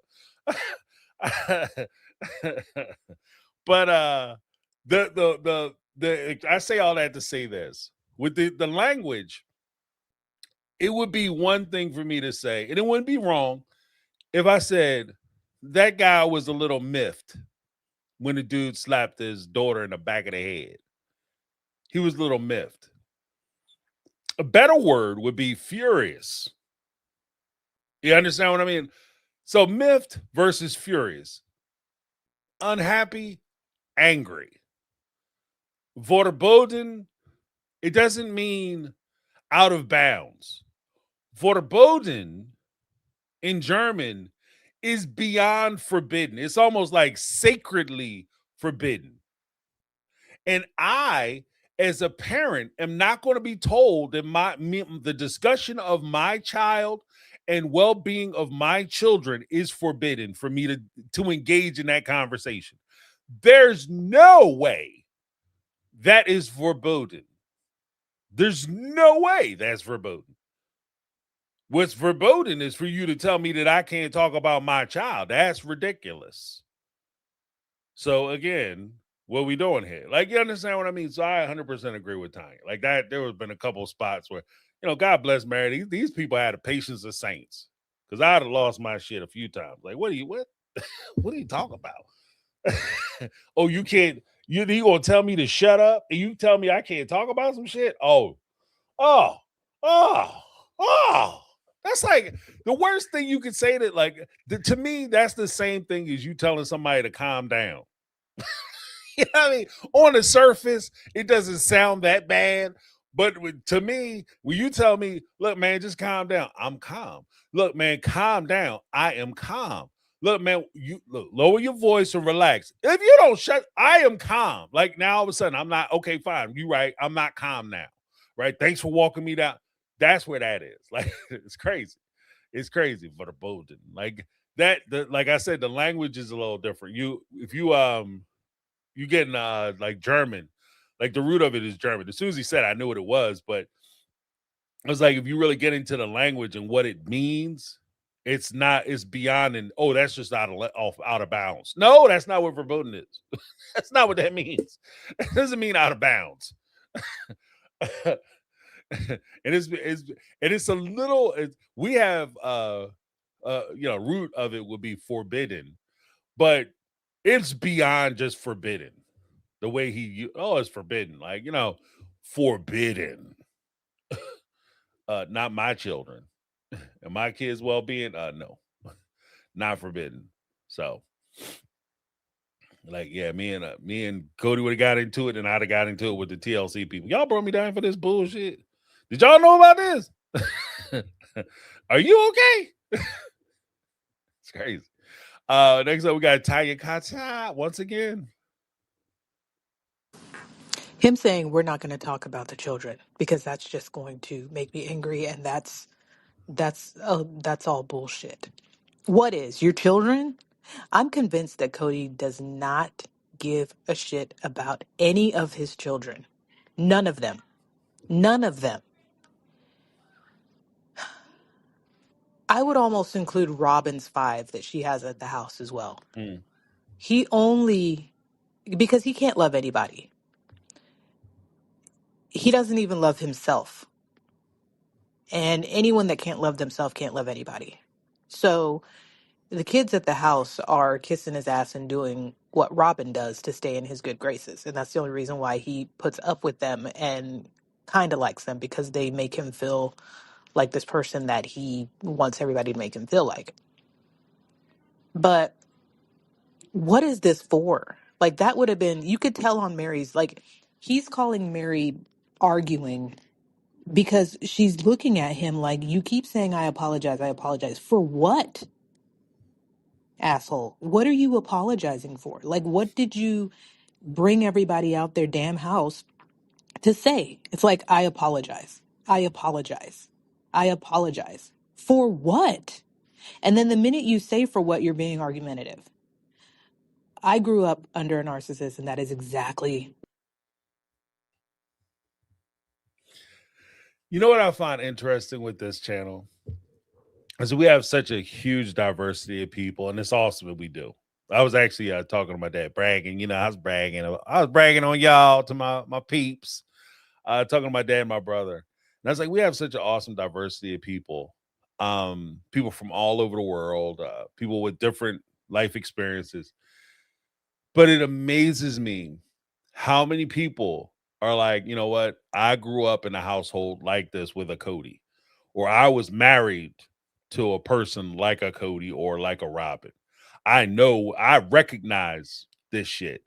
And I agree that it's easy. Like, one of the easy things to kind of fall into is the idea, notion that as a parent, you automatically care about your kids. Because it's for people who are decent people, it's foreign to you to think that there are people who walk around and just would have children, and their kids could be awesome people, amazing folks, and they just don't give a shit. Right? And I think that what we're seeing on television is just even the way Cody talks about them, how he regards them, the fact that he doesn't really show emotion. And this is my opinion. I don't think that he shows emotion when he's talking or referring to his kids. I think that his emotional response is born from the fact that somewhere down the line, he's talked to or has been influenced by like early stages Robin, where she told him by having these emotions, you can connect to people. You're a majority of your audience, and I'll say it this way: a majority of your audience is female, women, right? So you say, you know what?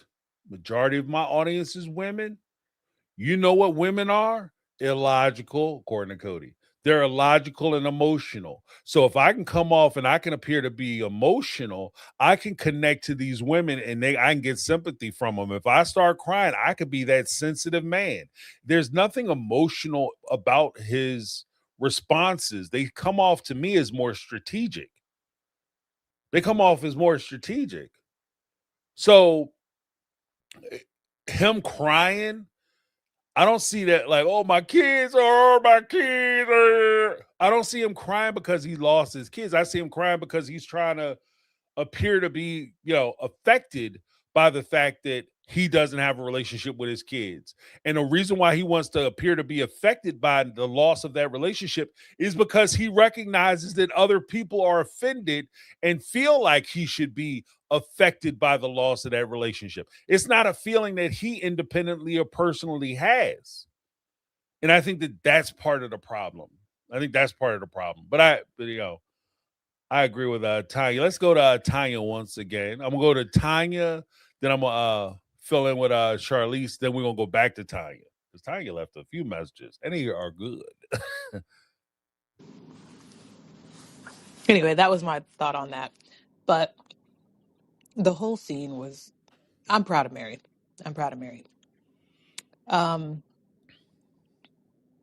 Robin, why is she on the show? Why do we have to get a comment from her in between clips? Every time she opens her mouth, I'm just watching it, and every time she opens her mouth, I'm like, Robin, shut the fuck up. Robin, shut up. Robin, shut up. The whole time. Like, everything that comes out of her mouth is absolutely a lie or ridiculous. There's no self-awareness. Like, oh my God. Her sitting there talking about she was never involved in any, Cody didn't talk about his other relationships to me. Bullshit. Yes, he did, girl. And you sitting there acting like he didn't. And then, and I didn't need to go because he'll tell me when he gets back, like he always does, like he always has. The minute he gets back from these women's houses, y'all would lay down and talk about it. And that's how you would get the edge over them. I have never wanted to slap somebody as much as I want to reach through the screen and slap her. She's so ridiculous. Like, I cannot stand her. They need to cut her paycheck. Like, completely cut it off. The crazy thing is with Robin, like the fact that she is self-contradictory, so she'll make a statement and go back and contradict herself. That's kind of par for the course for some reality shows. Like, so I'm not really mad at her about that. But what does annoy me is the fact that she don't want to work. Like, you don't want to show up to work. Like, you have to film and you have to say something and give content. Like, you have to participate. And she's one of those people who is coming out basically like, I would be pissed if I was Christine, Mary, or Janelle, even Cody, and I'm shooting all these scenes because these scenes are not like 5 minutes, 10 minutes. Like, you're going out, Christine, that basement scene might have took 6 hours for them to film. 6, 7, 8 hours for them to film. So I got people in my house and I'm standing in my basement having this crazy ass conversation, and they're just taping and taping and taping, and I'm entertaining people, and I'm trying to, I got people downstairs with the camera crew is down there with me, probably the sound guy, the producer. Upstairs, I have wardrobe, I have makeup, I have hair. So you have like a whole cast of people up in your house all day long. And I'm shooting this stuff and I'm doing it like 4 or 5 days out of the week. And I'm shooting and shooting and shooting so I can create content for this show, only to have a person who's making as much money as I'm making, just showing up to the not doing it in her house, not doing it at a location, not uncomfortable, not standing somewhere. She's sitting on a couch in a studio. And she only goes 1 day a week, and she's making the same money I'm making. And she's not even pushing the content. She's not even saying anything interesting or revealing during the course of the conversation she's having. She just sits there and go, I don't know. I don't know. I don't know, really. That airhead shit, what are we doing? I would lose my fucking mind. Look, this would be a situation where I would be on the phone with an agent. I would be talking to somebody. What is going on? We need to renegotiate my contract. If I'm going to be shooting all this and I'm going to be taking this much time, I'm going to be like, I could be hanging out with my kids. She's hanging out with her fucking kids. Pardon my friend. She's hanging out with her kids, doing whatever. Maybe she's not hanging out with her kids, nanny. Like, she's doing whatever she wants to do. She's sitting there picking boogers, scratching her ass. I don't care. She's doing whatever she wants to do. And she's making the same amount of money I'm making. Are you crazy? In fact, if you look at the promotional materials for this season, they had Cody and Robin in the foreground, and they had the three wives, OG3, in the background. I'm not even featured in the promo material. And I'm the one that's giving the stories. I'm the storyline. I'm basically doing the heavy lifting for this show. And you guys have what? And she's getting the same money? Not today, Satan. We're not doing that today. Oh, I would be losing my entire mind. I'd be losing my entire mind. And it goes beyond just like, oh, she in a 2.1 something, or Cody's driving a luxury car. I don't care about that. Why am I getting paid the same amount of money as somebody who's doing not even a quarter of the work that I'm doing? The value of the show is the content of the show. What is she adding to the show?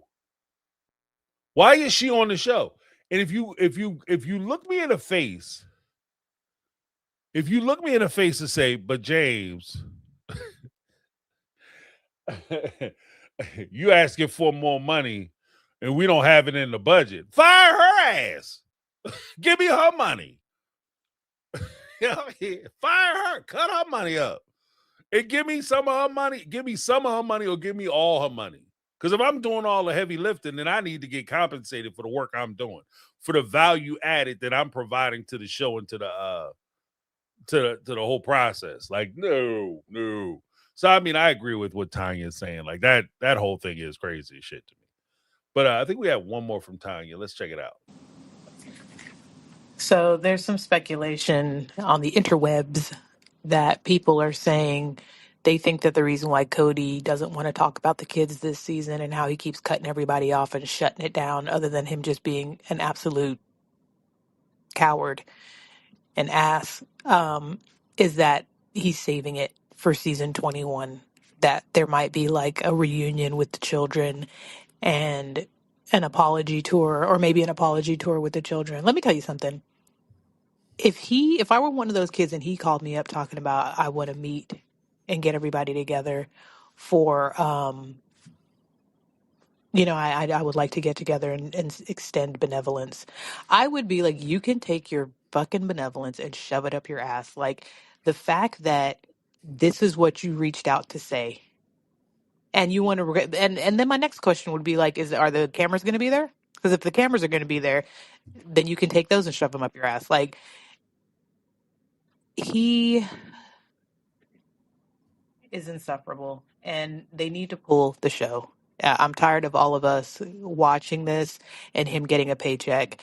And the more we sit here and watch this bullshit, and he's standing here with $150,000 cars, leaning up on it like freaking Chucky doll, I'm over it. And nobody can tell me that he didn't get hair extensions. Parting shots.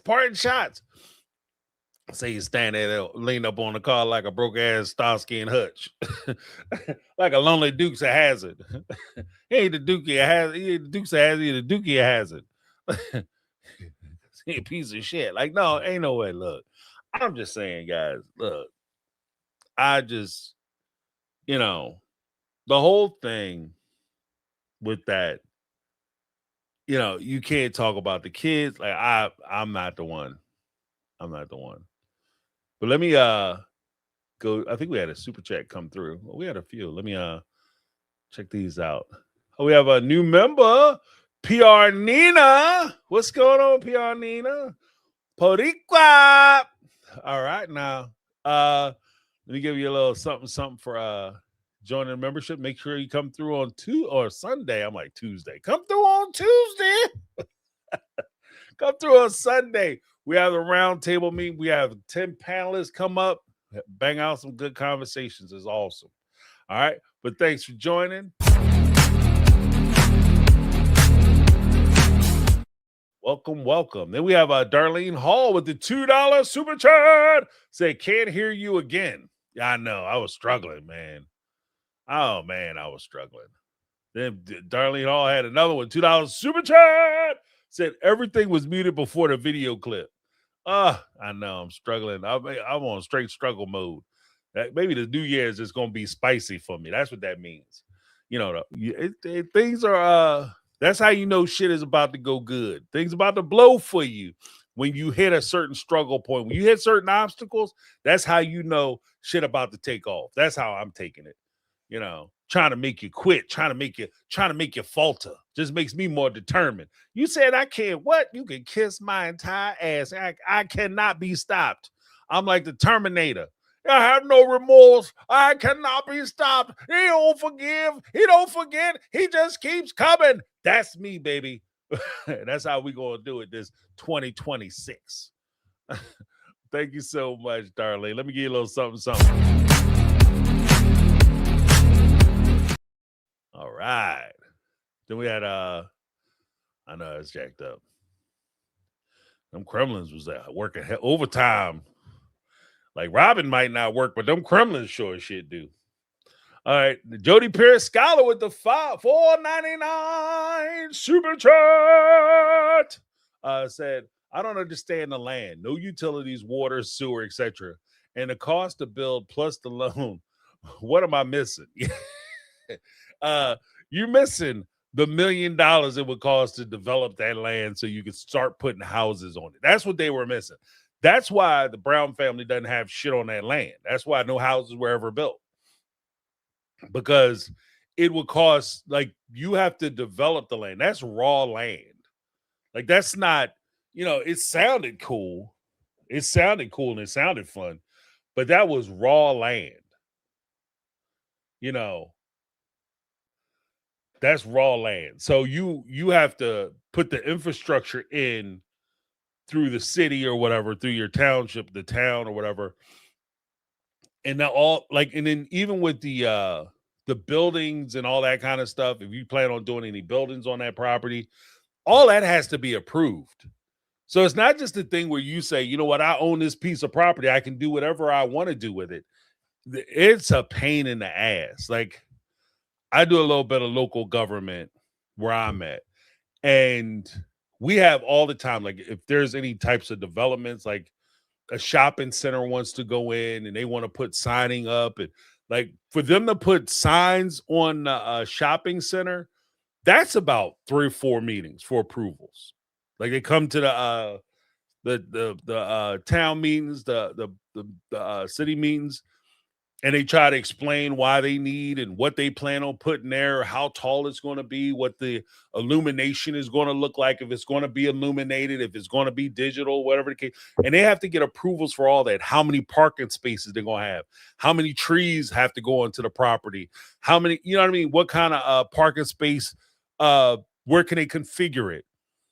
What kind of utilities they plan on using? Are they going to use the city utilities, or are they plan on using well water? Like how is it going to be constructed? How are you going to do your waste management? All that stuff has to be approved. Like this, it's not an easy undertaking.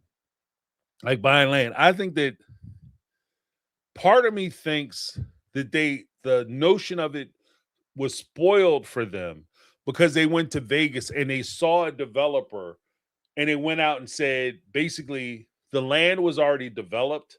And they just went out and they said, I want this house or that house and this house and that house. And they just thought that it was a matter of, I'll buy land and I could pick the house I want and they'll put it up.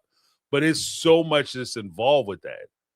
You know, it's so much that's involved with that. It's a pain in the ass. Like for you to, and then like the type of soil that the property is on, all kinds of stuff goes in that. Like if it's underwater, like there's a few places that I know of where I'm at, they have like underground rivers, right? Water runs under the soil. So if you break the ground and you put a basement there or something, that shit is gonna be underwater because it's you put it in a water. I forget what it's called, like a watershed or whatever. Like it's crazy. So no, that would have cost so much money. Plus, the location they're talking about building, like the building supplies, especially now, like I do woodworking, and wood costs like if you want to get wood or that type of thing, lumber, it costs so much money now. Like, so it's crazy expensive. Like, so I couldn't even imagine trying to build a house and what it would require, like for you to get those the framing wood and all that. That's crazy. And I ain't had that kind of money. They ain't had that kind of money. You know, so it might have cost them, like in fairness, I estimated out it would have been anywhere from like just for them to run the utilities and stuff, because they did have houses that weren't that far from them. So it's not like they were running it from like way out of town into their property, but they weren't close. It wasn't close. So it would have been significant. The cost would have been significant. And that's just for them to develop the land so they could start talking about how they were going to build. And then some of that land is under rock. Like you can see it's like there's granite under a lot of that place, like especially that first lot where you're talking about the pond was supposed to go. A lot of that shit is rock.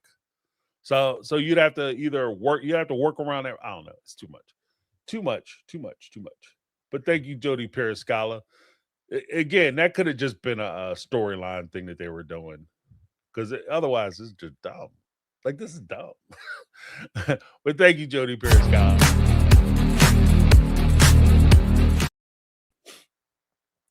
Like, even the whole argument they were having, I'm going to build my house here. I'm going to build my house there. It's going to be so awesome. This is where I want my house. That's not how it works. That's not how it works. You can say, I want to build my house here. And the city will come and be like, you can't build a house there. So I don't know. We had Raiders Mod with the $4.99 super chat calling in from Florida. He said, for the voting. And next thing I know, I was putting my hair up, side looking at the TV while asking, what the hell you just say? I would have walked out. Yeah. There's no way. That would have been the shortest conversation ever. As soon as he said that, I'd have been done. Either I would have left or it would have been a problem, because there's no way. Like, you can't tell me I can't talk about my kids. Like, that's just insulting in itself. Don't talk about the kids. Excuse me? I tell you what, you don't have to respond. I'm gonna say what I think. And you don't have to say, you don't have to say shit. You can keep your opinion to yourself. I don't care. But I'm gonna say what I'm gonna say. So if I got something to say, I'm gonna say it. That is crazy. That's crazy talk. But thank you so much, Raiders Mind.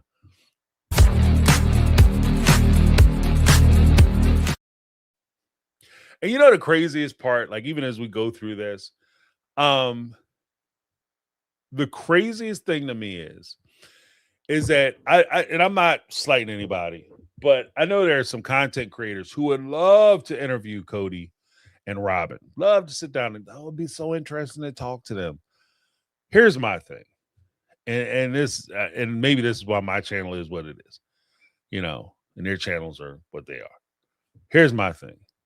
I have zero interest in talking to Robin and Cody if I don't want to talk to anybody who's going to tell me that I can't talk about something. I understand that some things might be, off limits or whatever. Maybe it's too personal. I get that. I can respect that. But what can't happen is for us to have a productive conversation, and our conversation is absolutely limited to only things that you find acceptable and things that make you look good. And even if it's a point where subject matter or topic is okay to discuss, if you say something and I have a difference of opinion, and my opinion may make you look bad because you believe a certain thing, and you tell me I can't talk about it, I have no interest in talking to you because I'm not running and a big thing is that I'm not running a propaganda channel. I refuse to run a propaganda channel. I'm not going to propagandize anybody. That's part of the reason why, even with Janelle, historically I've liked Janelle. Historically, I've liked Christine. I've liked Mary, right? But I gotta call balls and strikes. If they do something that I don't like or I don't approve of, I'm gonna call them out for it. I'm gonna say it, right? And maybe at some point down the line, that might cost me an interview, or it might cost me a conversation with one of them, or both of them, or all of them. Okay. It is what I'll take that on the chin. But I think that, in my opinion, in defense of that, one, I'm not going to compromise my integrity. If I say that, if I go along with that bullshit and I just hold people up or ignore shit that they do because I don't want to say something bad about them, then I can't be taken seriously when I do criticize or I say something bad about somebody else. That's just my opinion. Two, from their perspective, part of the reason why the show is failing the way it is or is not doing as well, part of the reason why their interviews are unremarkable, even when they do get interviews, is because at the end of the day, they are never challenged. And this is all of them. They're never challenged on any of their interviews. They go into an interview, it just feels like a circle jerk. It feels like everybody's, trying to make everybody else happy. I'm so happy you're here. Oh, I'm happy to be here too. Oh, you're so amazing. Oh, thank you so much. Oh, you're such a role model for all the women in the world. Oh, thank you so much. I try to be start calling them out. What about this? What about that? Here's some questions that the audience very well may want to know. Maybe here's some things that the audience never thought of. Here's some things that, we need some explanation on. And that virtue, that honesty, that's why people tuned in from season 1, episode 1, because they thought you were honest. They thought you were virtuous. When you start doing all this virtue signaling, all this covering, all this hiding, all this, like, I only want to talk about certain things under certain lights, under certain circumstances. If you go too far, I'm going to get up and cancel the shit, and I'm not going to talk to you. That sounds disingenuous, which is why the show is going to go down in flames. If it sounds like everything you do is put together for production, and none of it means anything, that's why nobody is watching. That's why nobody is watching. That's why there's no huge buzz about, oh, I can't wait for next season of Sister Wives where we're going to see XYZ. We have no idea what they're doing next season. And technically, I'm going to keep it all the way a buck. Last episode was hands down, in my opinion, the best episode of the season. But let's be honest. It's the best of a season that was kind of a dog water fucking season. Like, this season was kind of bullshit. Like, because there wasn't anything other than the apology tour and the stuff that was going on with it. There wasn't anything really happening. Like, we got to watch what's that girl's name? Aurora and Brody. That was like, what? Are we serious? Well, it's between me and Brody and God. And with Brody, it's between Brody, God, and me. Like, are you what? What are we watching? So yeah, when Mary fire off, it's like about time. Season just started. And the season is almost over. Like, we're down to like maybe 2 or 3 more episodes in a regular season. Tops. Tops. And if they're serious, and I, you know, this is just my opinion. Just my opinion. But if they're serious about trying to do a season 21, 22, so on and so forth, if you guys, it's been rumored that you're making $1 million a season, each one of them. So TLC is paying out $5 million just for the cast on Sister Wives. You guys are making $1 million a season. I don't see $1 million worth of content. Holla at your boy. I don't see $1 million worth of content. I don't. So, and as far as like, I'm with Jody Perry Scott said, don't hold your breath for the kids. One, you have to convince the kids to come on.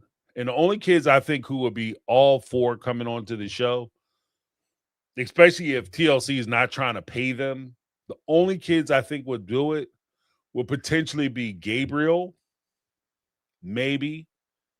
They're not going to ask him any real questions, though. Madison, McKelty, Aspen, and perhaps Isabel.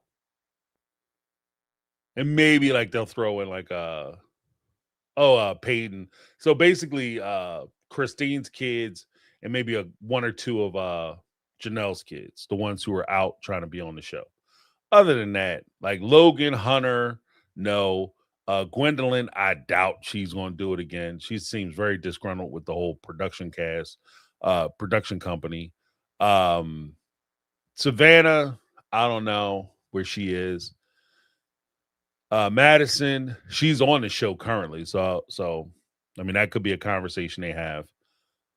But everybody else, Leon, oh, hell no. Hell no. Hell no. I just don't see it. So I get where people are coming from, and I think that they would do that. In fact, I'm going to do a video about that. Check that out. But no, I don't see it. And if they do it, I'm also going to explain when I talk about them doing it, why it won't work and why it actually will be the worst thing that they could possibly do. That's the worst decision they can make if they try to do that. If they try to do that idea, that would be a El Stupido. TLC interns, I know you guys sometimes pop in. Look, tell your bosses if the children's if they do a apology tour with the kids, if it looks anything like the apology tour with the wives, you think you had backlash for the bullshit apology tour with the wives? You have no idea the shitstorm you're going to stir up if you have Cody do that shit to them kids. That would be supremely the stupidest shit you could possibly do. This would be on the level of Mr. Nobody, oops, upside your head. This would be on that level. Stupid. You know what I'm saying? John Wick kicking the shit out of dogs. Stupid. Like that, you know, John Wick, that dude wiped out like half a city because they killed his dog. Like, you know what I mean? This that level dumb. This would be nuclear meltdown dumb. Okay? Don't do it. Don't do it. If you guys are thinking about doing it, keep that shit to yourself. You're better off releasing home movies. Don't do it. Don't do it. Hey, Lizzie, be in the house. What's up, Lizzie? Yeah,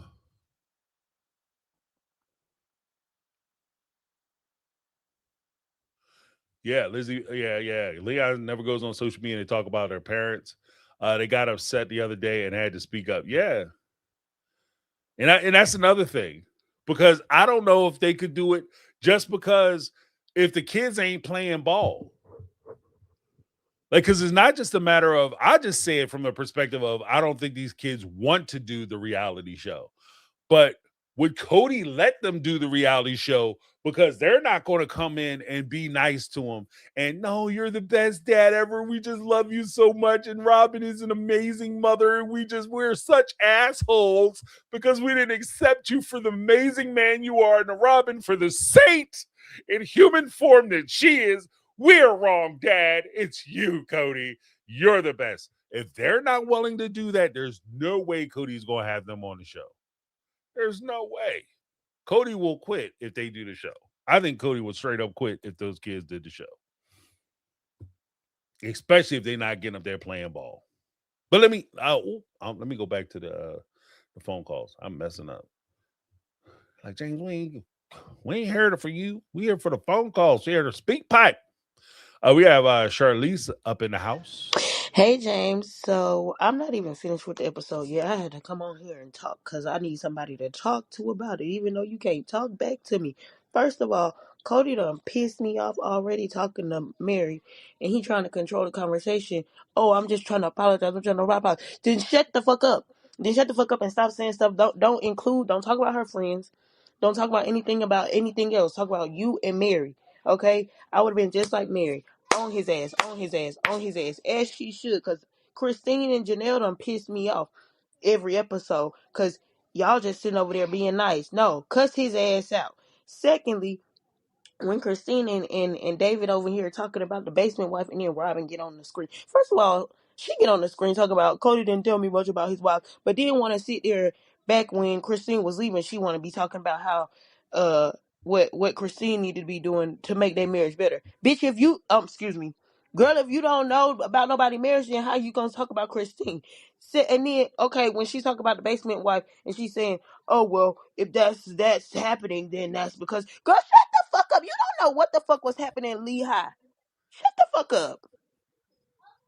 Getting on my damn nerves. Okay, I'll probably be back. If not, see you later. Charlie said, I'll be back. Hey.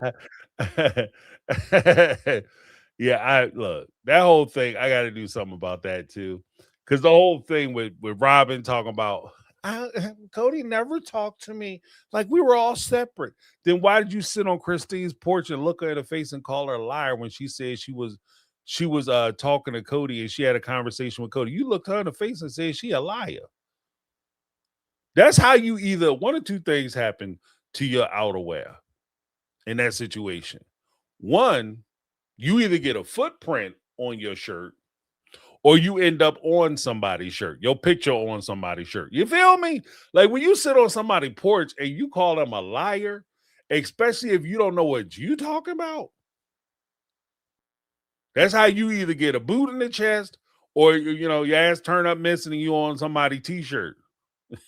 I mean, that shit is crazy. That is crazy. I don't know nothing about their relationship. And then Christine said that you came to her in her book. She already said that you came to her and was talking to her about, like, she had a thing where she used to give Cody like full body massages. It's kind of his tax for sleeping with her. So before they did the horizontal mambo, she would give him a little rub down piece, little, rub and tug, I guess. And she stopped doing it. She said, I'm not doing this shit no more. I'm not, this is ridiculous. I'm not demeaning myself. And apparently Cody went back and told Robin. Robin came back and told Christine, advised Christine that she needed to get back to doing it. So not only are you in my business, you in my bedroom. Oh, and then you going to come out and say it like, I don't know what they talking about. I don't know what they talk. They so crazy. This is why, Robin, this is why nobody like your ass. This is why nobody likes you. That's what's always amazing to me. Like, they always say it like, I can't believe people don't like her, and she's just upset because people don't like her. This is why. This is why people don't like you. Because of shit like this. You say stuff that's blatantly a lie, and nobody, like, what you say to kids? Like, it's the basic thing you say to kids. Nobody likes a liar. Liars don't like liars. Thieves don't like thieves. In fact, the people who get the most insulted by lies are typically people who tell a shit ton of lies. And the people who get the most upset to have their shit stolen are people who steal shit, right? But nobody likes a thief and a liar. So when you sit there so perplexed and trying to figure out why nobody cares for your character on the show, why you historically, consistently scored the bottom of the pile, that's why. Surprise, surprise. Where my girl at? I don't understand why people don't like me. Because you're a damn liar. And nobody likes a liar. That's why nobody likes you. Surprise, surprise. Surprise, surprise. Surprise, surprise. That's why nobody likes you. Well, we had Jody Perez Scholar with the $4.99 super chat. Said, do you think it would go bad how he treated Garrison? How he treated him? I do. Yeah, that's what I'm saying. Like, I don't know. Because Garrison and them, like, they want to have a relationship with their dad. They do. But just because they want to have a relationship with you doesn't mean that they automatically are going to give you a pass or a free ride. So I think he might be in trouble. But yeah, I mean, it could, like, let's put it this way. It could go either really, really, really good, or it could be the worst day of Cody's professional TV career. Like, it has that potential. Like, this could be the end all be all. Because there's one thing, again, let's keep it all the way a buck. TLC interns, get your pens out. It's one thing for Mary to yell and scream at Cody or give Cody some pushback. You know how much that would be magnified? Like, people are like, oh, Mary's, yes, queen, yes, queen. Can you imagine how much that will be magnified if it's one of the kids saying that? Oh, you talking about super sauce. Cody, man. Cody would not. It'll be disgusting. It'll be so nasty. It'll be like, oh, I thought I wanted this, but oh, Cody. Thank you, Jody Perez Scholar. I appreciate it.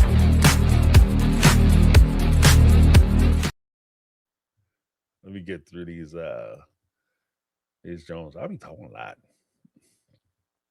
Let me get to my thing. Here we go. Charisse. James, I'm back. I ain't even been but 2 minutes forward. Mary is eating him alive. I love this for Mary, okay? People can say what they want to say, but Mary ain't taking no prisoners. She ain't finna let him keep trying her and playing with her. Like, yeah, you get to have your feelings, but you don't get to tell me how I can feel about mine. You don't get to tell me that my friends can't defend me. You don't get to do none of that. You don't get to tell me and look to me for sympathy for shit. And that's on period. Mary, MV motherfucking P of the season. Because what the hell was Janelle and Christine doing? Christine acting all scary. No, I'm at the table with my man. Me and my man here. Where your wife? Okay? And Janelle, girl, you should have cussed him out for Gabe, for Garrison, for all your motherfucking kids, but definitely for Gabe and Garrison. All right. I love the fact that Charisse is still watching the show and she's like, hold up. Let me tell you, I gotta get this off my chest. That's why we got it. That's why I do the after show, is because so much of that crazy stuff you just gotta get off your chest. You cannot hold it in. You know what I mean? Cannot hold it in. Because it'll drive you crazy. You gonna have my blood pressure high of this foolishness? I don't even live my life like this. So why am I killing myself? Yeah, I mean, so yeah, I appreciate it. I appreciate you, Charisse. Charisse had one more. Okay, for real, this might be my last one. I still ain't got that much further in the episode, but this is gonna be my last. It's gonna be my last one. Mary is just hilarious. I think she is very funny. I do love the fact that she is, leaning into her comedic side, and Cody don't know how to take that. He does not understand social cues. Mary is over here cracking the fuck up. We are never, ever, ever getting back together. He don't even know that's a song, and she is cracking the fuck up on him. I know that's right. I wish I could be on the fly on the wall when she went back and told Jen and Amber what happened, because I know they was cackling all night, baby. I would have been cackling, okay? He don't know what to do. He just keeps saying, I'm sorry. Shut the fuck up and go home. Go back to your wife and leave Mary alone. That would be interesting. I hope they did film that. They might have had, like, because now would actually be a decent time to do a look back. So we might be getting, maybe that's what the secret to the sauce is. They plan on doing a look back or a talk back during the postseason. Because I'm gonna be honest with you, this season was not worth $1 million an episode, $1 million a season. So that $1 million would have to be tied into like a post season experience too. So they should have like a look back or talk back so you can get Jen's response. Jen, Amber, and Mary could be one. Janelle with Maddie and even McKelty could be another. David and Christine could be another. And of course, Robin and Stoneface could be the third one. They could be the last one, you know. Because that actually might be decent. Like them responding like, oh, I can't believe they said that. Oh, I can't believe, you know.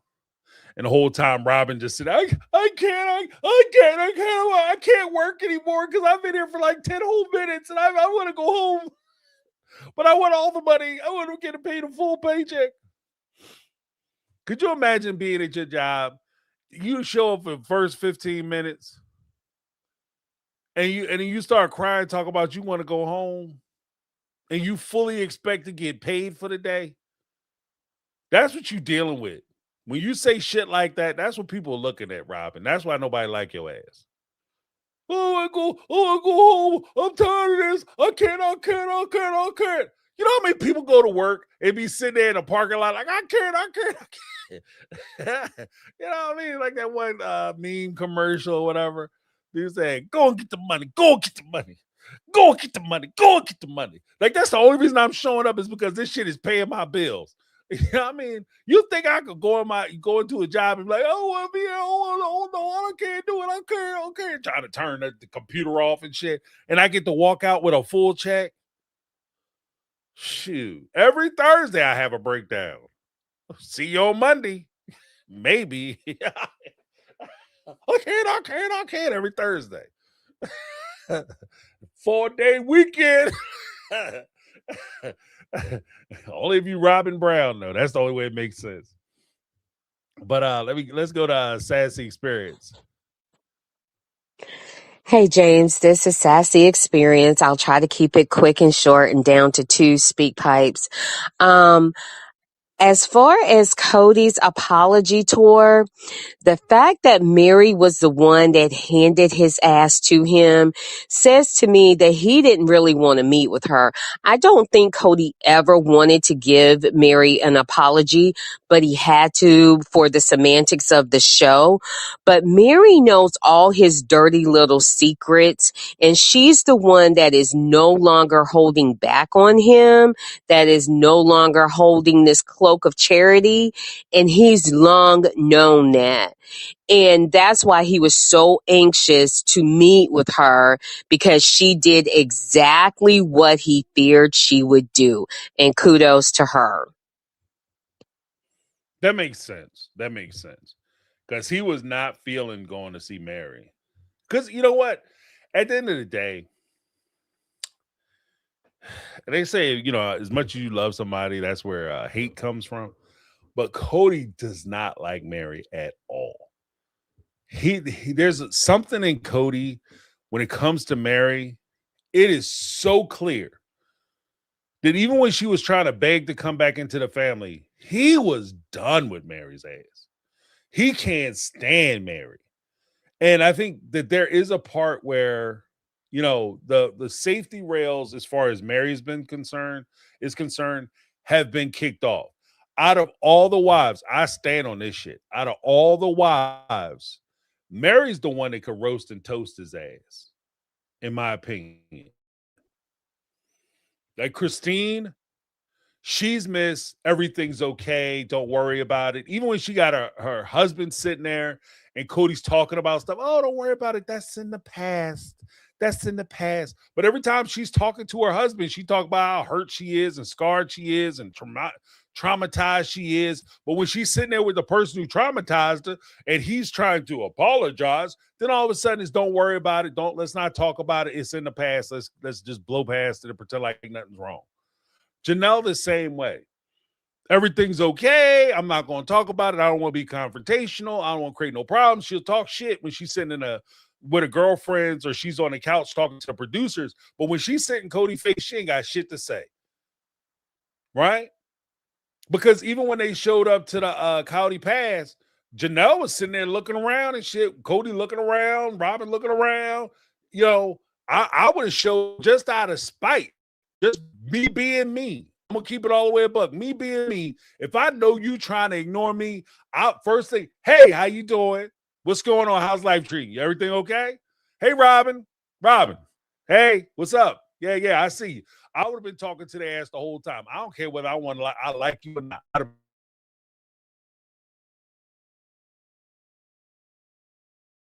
But I would do it just because I know it's annoying the shit out of you. Because I'm petty. I guess I am petty. I'm Tom Petty, James Petty. I've been talking to your ass. Hey, what's going on? Went over there, boom, boom, boom. Hey, what's going on, guys? All right, I saw you pull up late as shit, though. Like, damn, with your clocks don't work at your house? Okay. All right, I see you. All right. Janelle wasn't doing that. And I give credit to Mary because, like I said, Mary's the loose cannon. Mary is the loose cannon. Because when Cody showed up, you know what put Cody on fleek? What let him know? Oh, we gonna give a hug or a handshake. Mary looked at I don't know, Cody. Because last time I saw your ass, you was pretending like you ain't know a sister. Now all of a sudden, Cody on Front Street, he like, oh shit. Because she got the audacity. Mary has the audacity to say the stuff that's on her mind. And I think that's the part that scares Cody about Mary.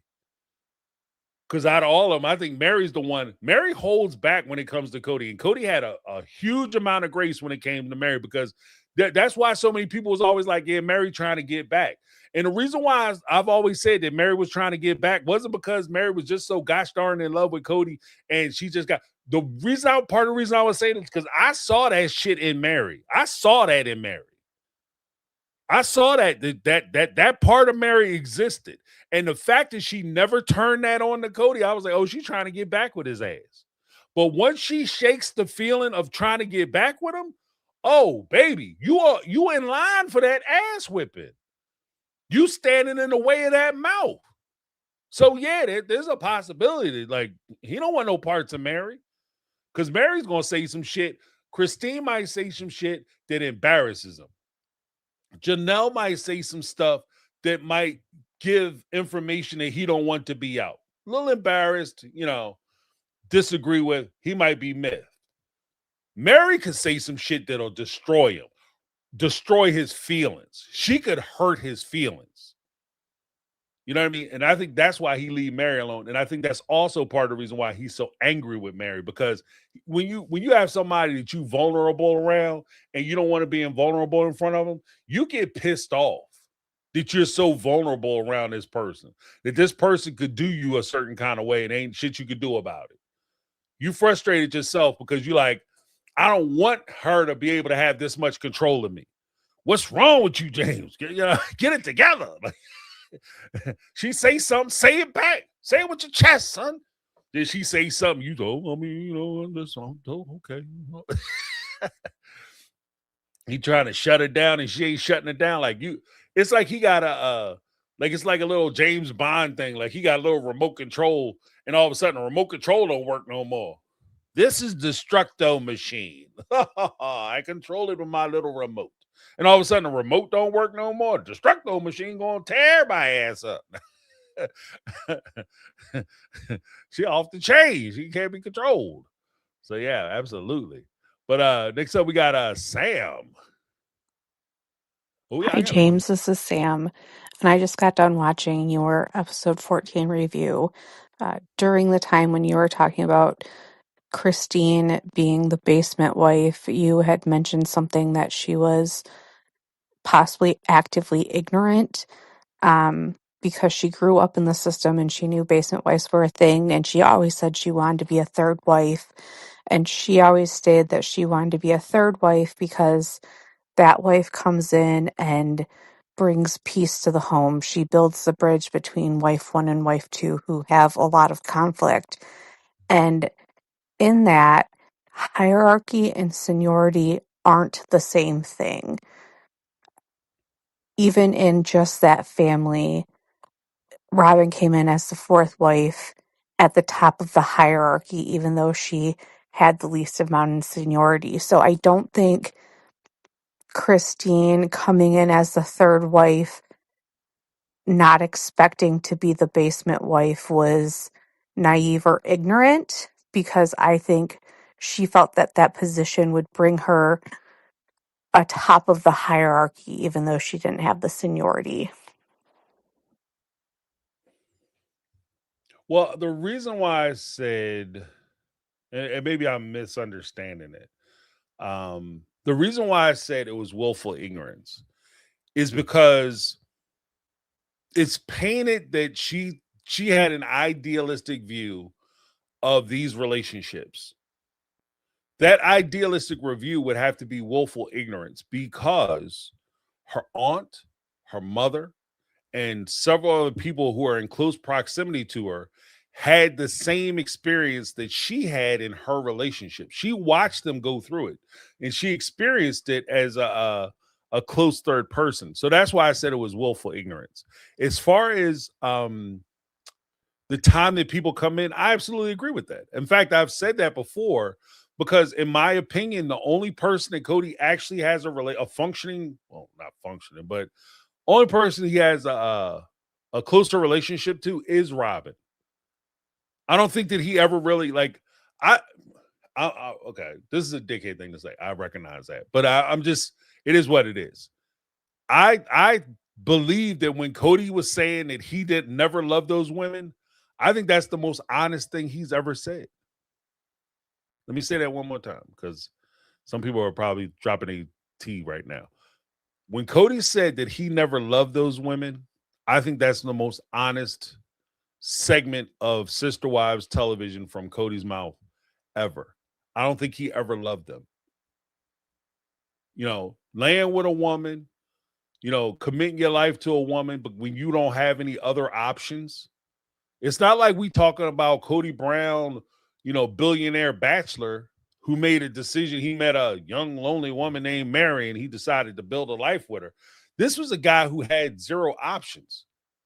Coming off of a mission from a big ass family. Dad can barely take care of that family, right? Wynn barely taking care of his family. He's got a bunch of damn kids. Cody's coming back from a mission. You know, what does he have going on? And he's introduced to Mary. That seems like the move to make. You got to, you know, I'll get married to Mary. Her dad seems to be already established in the church. I might have a way into the church. Then he gets with Mary. Then he meets Janelle. She has a house. And then, you know, for a younger person who's in their 20s to meet somebody who already has a home, that's a big damn deal. Oh, Janelle's doing financially well. Let me hook it up with Janelle. So now he gets with Janelle. And even with Christine. Oh, okay. She has ties to not only the Blue Bloods in the AUB, but technically Janelle Christine is double yoked because her mom is related to the LeBarons in Mexico. So she's like super royalty. She's not only she's international royalty. So there's an advantage in marrying her too. And I think that when you look at it with a little mind, a small mind process, it's not a love situation. He was just marrying for advantage. And then when he met Robin, Robin is the type of woman that he actually wanted to be with. And so that's why he pursues her in the way that he pursues her. It's not just like, I know there's a big thing where everybody say that she just got the magic cookie and she just turning people out like t-shirts. I don't think that's it. I think that he's pursuing her because that's what he always envisioned himself being with.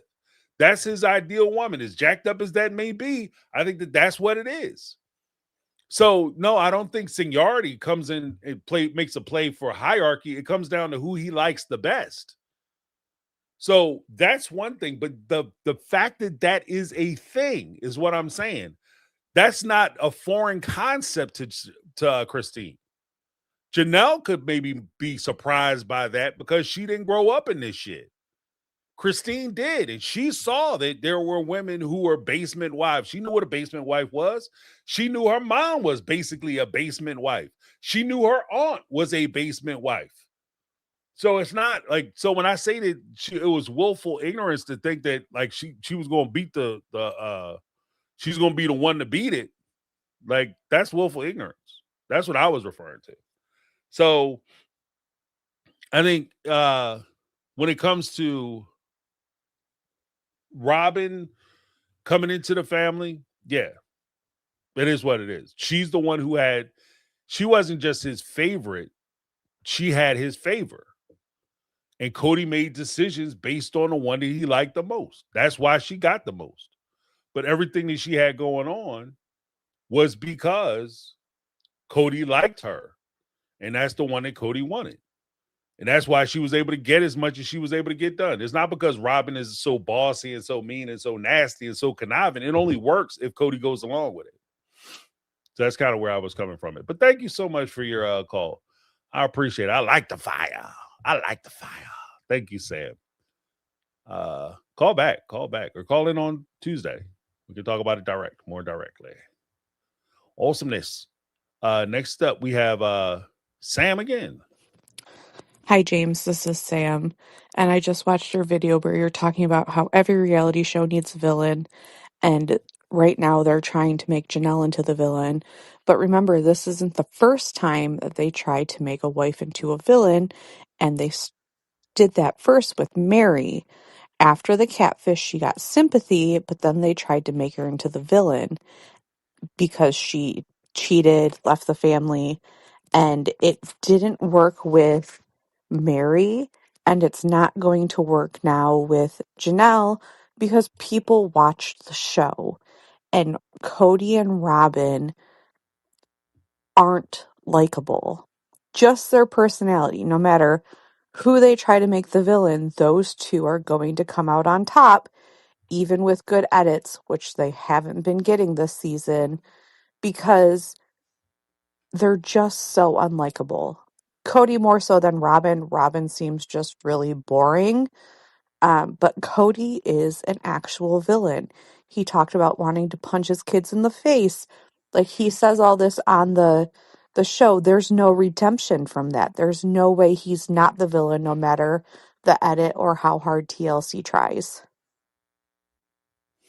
I agree with that. I think that even with Janelle, like that's one of the things I talked about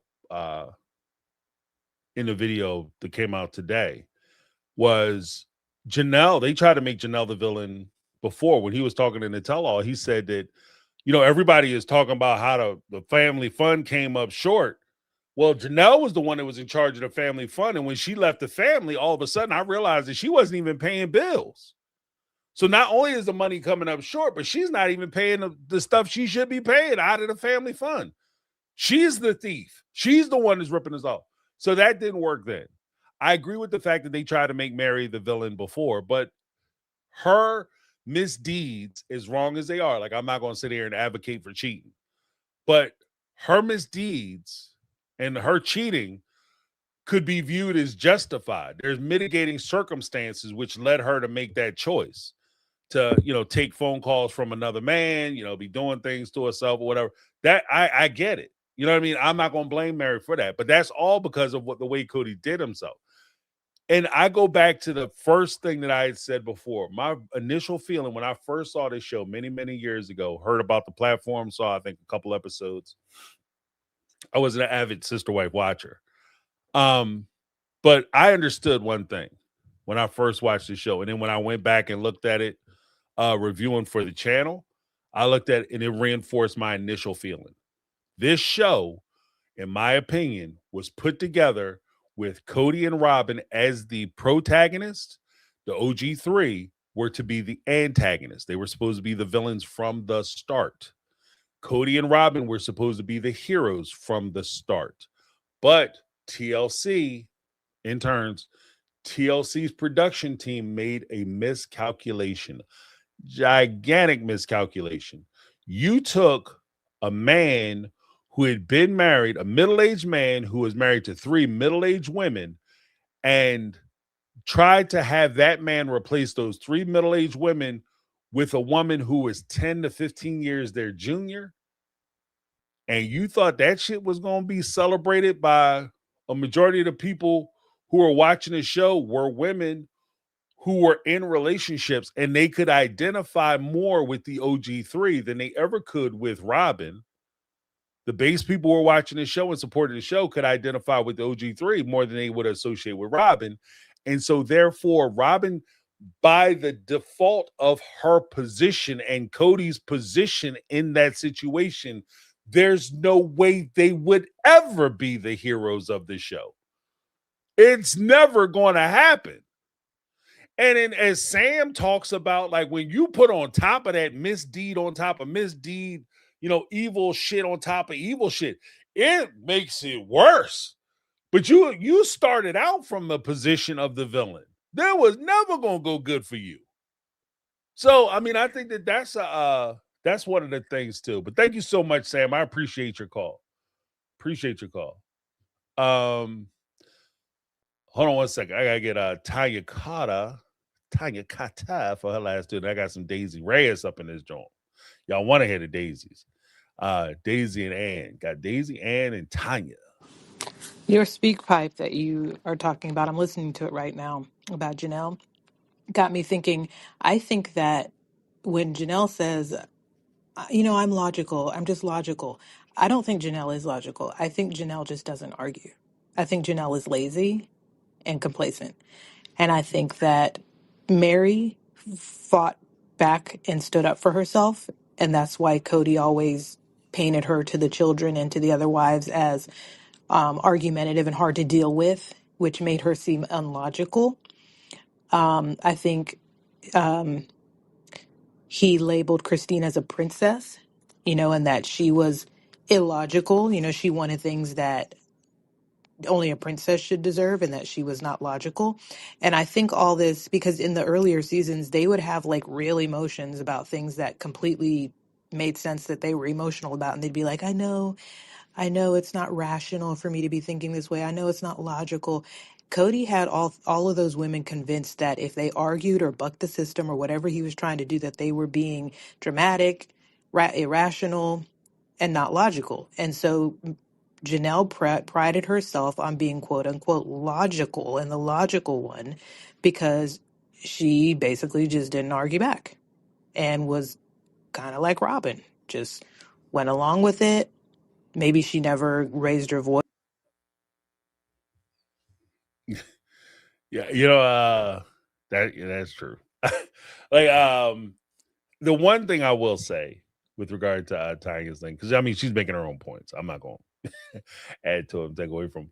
But the one thing I will say with Tanya's point, one of the saddest things to me is when you have somebody who is told that they're trained. I won't even say told. They're trained to believe that their observation of unjust behavior or unfair treatment is somehow bad, and for you to ignore it, it should be rewarded.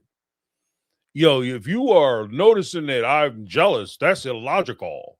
I can't be illogical. We're people. We're human beings. And part of the human experience is not logic. That's an old Star Trek species called the like Spock. I forget what they call them Spock's people. Those folks would sit around and talk all the time about being logical, and logic is the way that you have to be. And Vulcans, the Vulcan people, they Wendy got it. Vulcans, yeah, the Vulcan people. Oh, it's logical, and we are always focused on logic, and we don't like we push down our emotions. And there's a point where that turns itself on the human experience, because your logic becomes, it's illogical for you to think that you're a human being and you'll never experience emotion. That's illogical.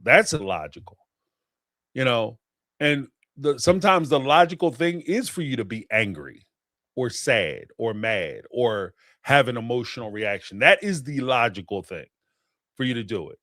It's when you get, you're swept away with your logic or your emotions that it could be a bad thing. But it's nothing wrong with you having emotions. And what's funny to me is that in most cases they're talking about like that's not logical, but it's everything that they're saying is illogical. It's shit that would actually be and beneficial to them. It's illogical for me to be upset because I'm going to person, tie my finances to that person, invest everything I have financially into a person that I'm not legally tied to, and trust and hope that that person does the right thing for me. And if I'm jealous of that person and things that they do with my money with somebody else, then I'm being illogical and I'm being a bad person. To me, that's a stupid and that's illogical. So I agree with the that position. But thank you so much, Tanya. I think I have one more from Tanya.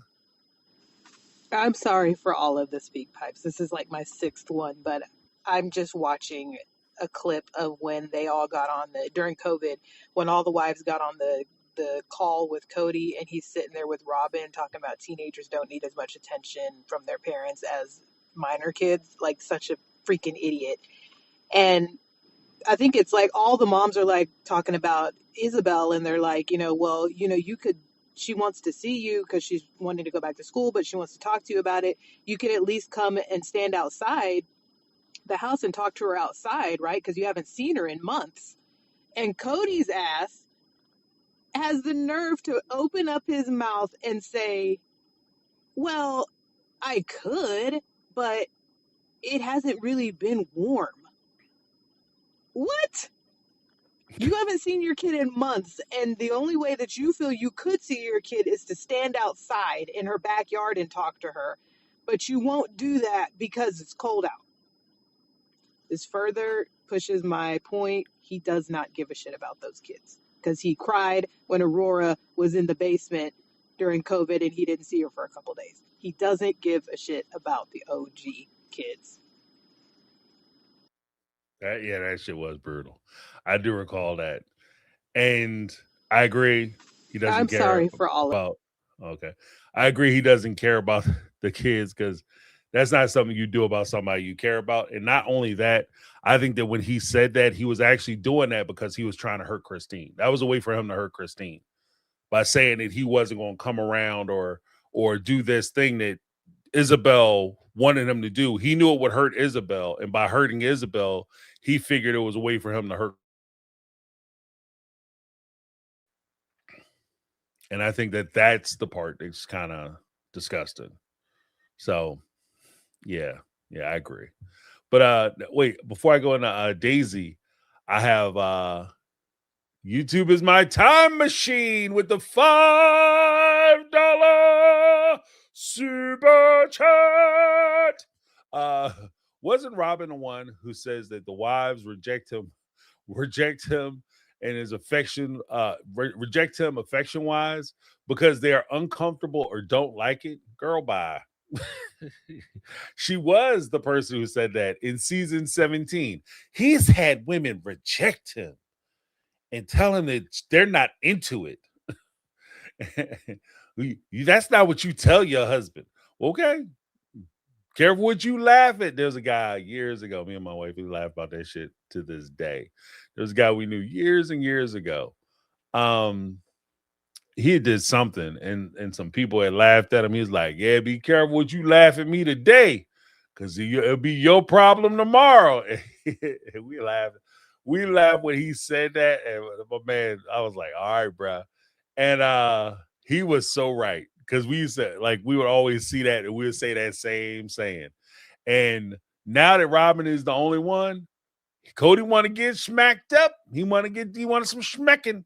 He wanted to play what they call it, tonsil hockey. You better not reject him, Robin. Don't be pushing him away. He wanna slob you down on TV. Why are you pushing him away, girl? Don't you reject that man. Don't you push him away. Don't you tell him no. Don't you tell him that you don't want to do it because you don't like it. That's too damn bad. You want a husband. You want to be married. You want the big life. You got to let your man come over and stroke your behind. like it's a damn genie. Like it's a lamp with a genie about to pop out of it to make all his wishes come true. What happened? And again, Robin, that's part of the reason why people don't like you, because you say one thing like this is the way it is, and I know because I'm a person who's been married before, and I'm a master and a person who knows everything, and that's what I really think. And then not even a season 2 later, you have the exact opposite position. I don't like kissing on TV because it's embarrassing. It makes me feel like I'm dirty and stuff, and I don't like to do it. And he likes to do it, but I don't. Like, what happened? You was saying with your whole chest, you was mad and indignant when you was talking about how these women be rejecting him and how dare they not give it to him the way he wanted, because he's the man.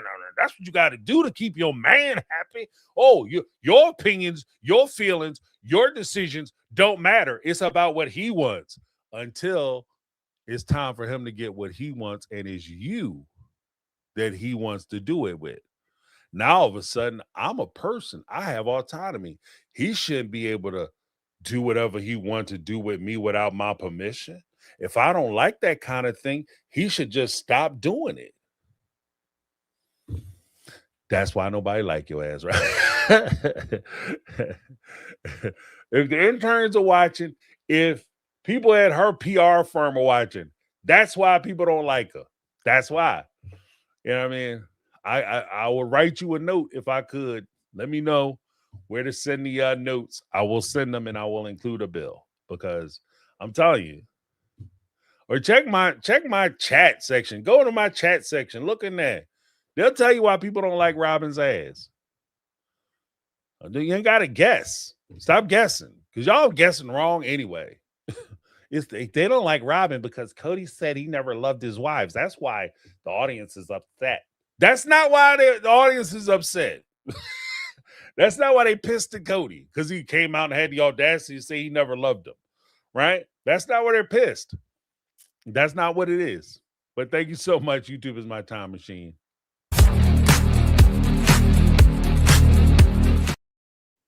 You know. Oh, people don't like Robin because she just be telling the truth. They're haters. Such a cop-out. This is such a cop-out response. Hey, they're just haters. They don't like Robin because they're haters.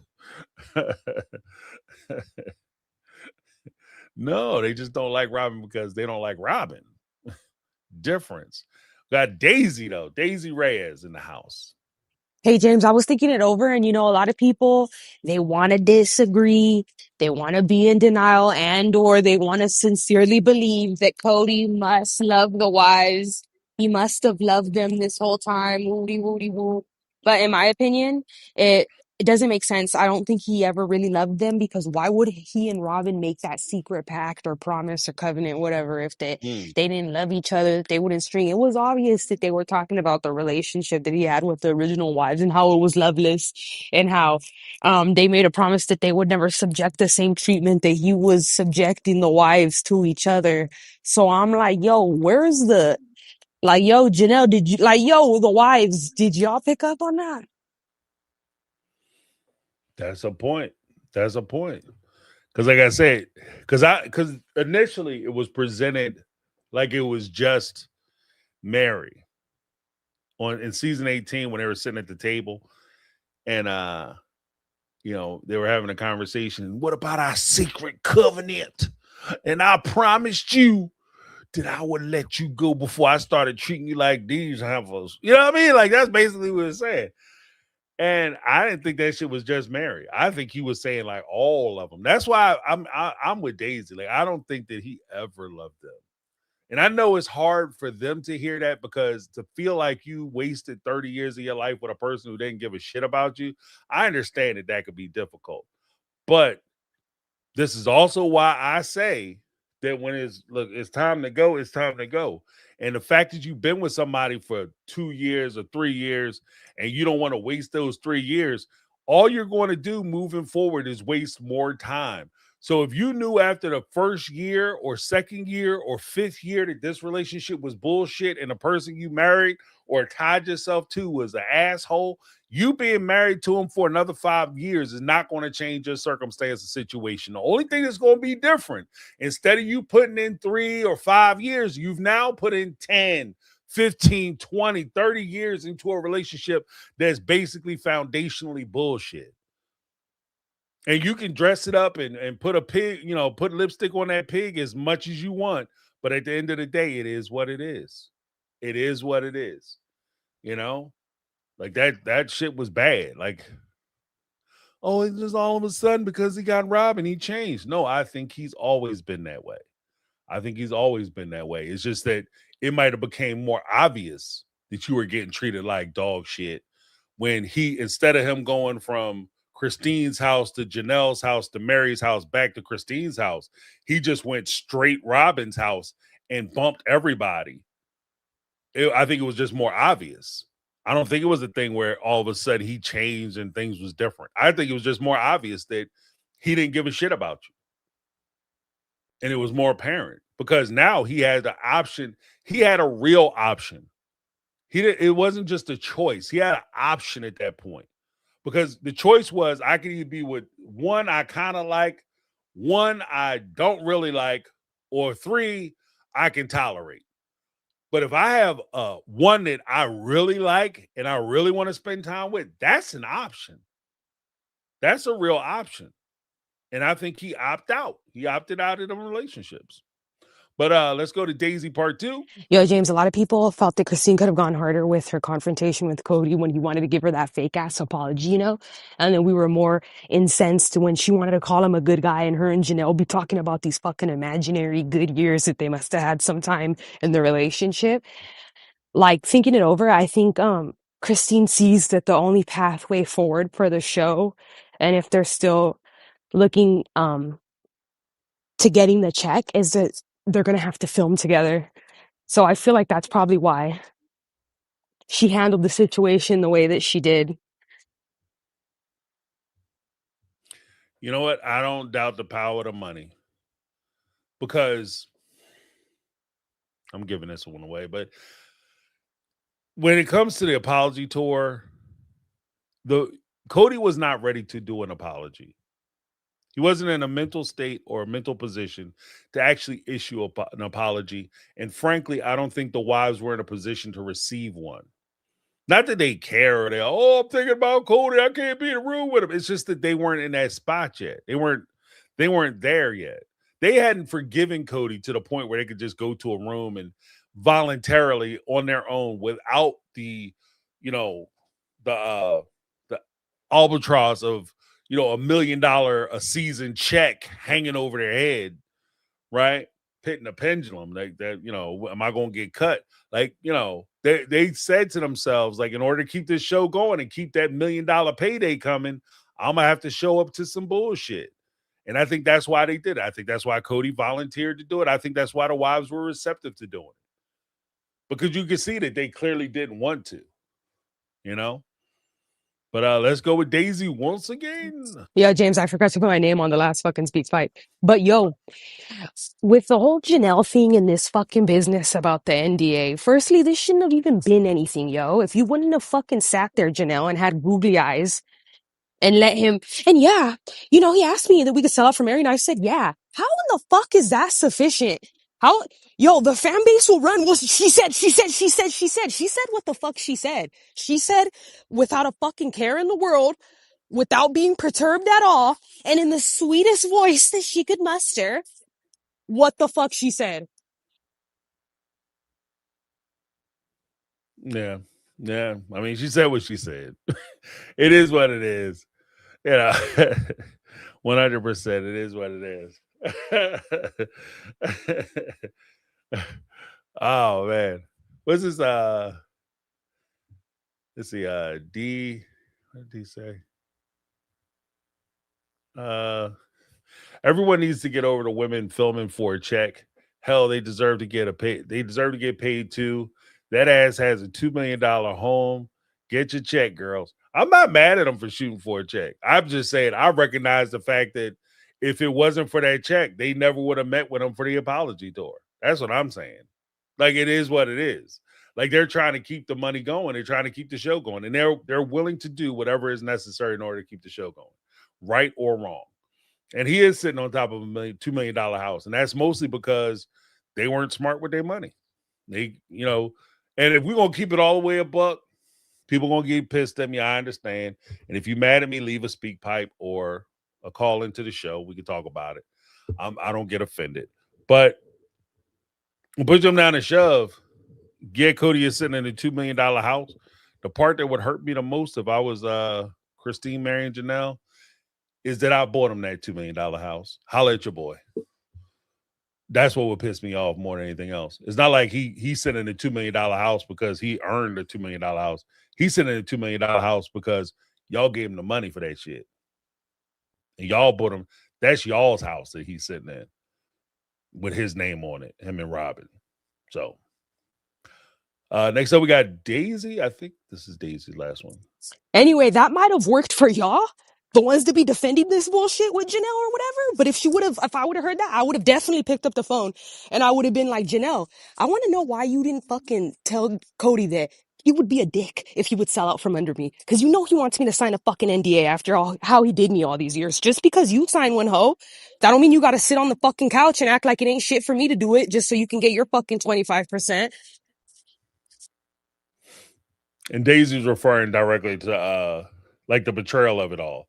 Is at the end of the day, if Janelle signed a 25% away, or the NDA and the what I assume is the settlement papers, because I think that that's part of it, that she had to sign a liability saying that they were completely washed, that all debts and deals had been completely settled, and that they're financially, everything is taken care of with this transaction. If that's what Janelle needed to do because that works for Janelle, that's fine. But just because it works for you doesn't mean it has to work for me. If you're willing to sign an NDA and let Cody go out and talk shit about you and you can't say nothing back, that's your business.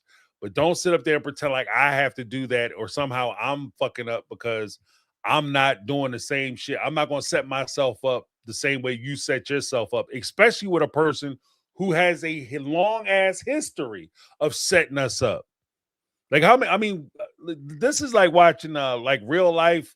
What do you call that shit? Looney Tunes. It's like the Looney Tunes with the Wile E. Coyote and the Road Runner.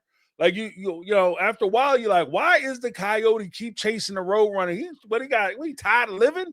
Like, you know what I mean? Every time you chase after the Road Runner, he paints some shit on a brick wall and you run into it, or he gets you to run off a cliff. Like, how many times you gonna run off a cliff and be underneath an anvil? Do you like that shit? You know, after a while, it's just like, stop doing it. And that's where I think what we're seeing with Mary, and part of the reason why she's being celebrated the way she is because Mary stopped.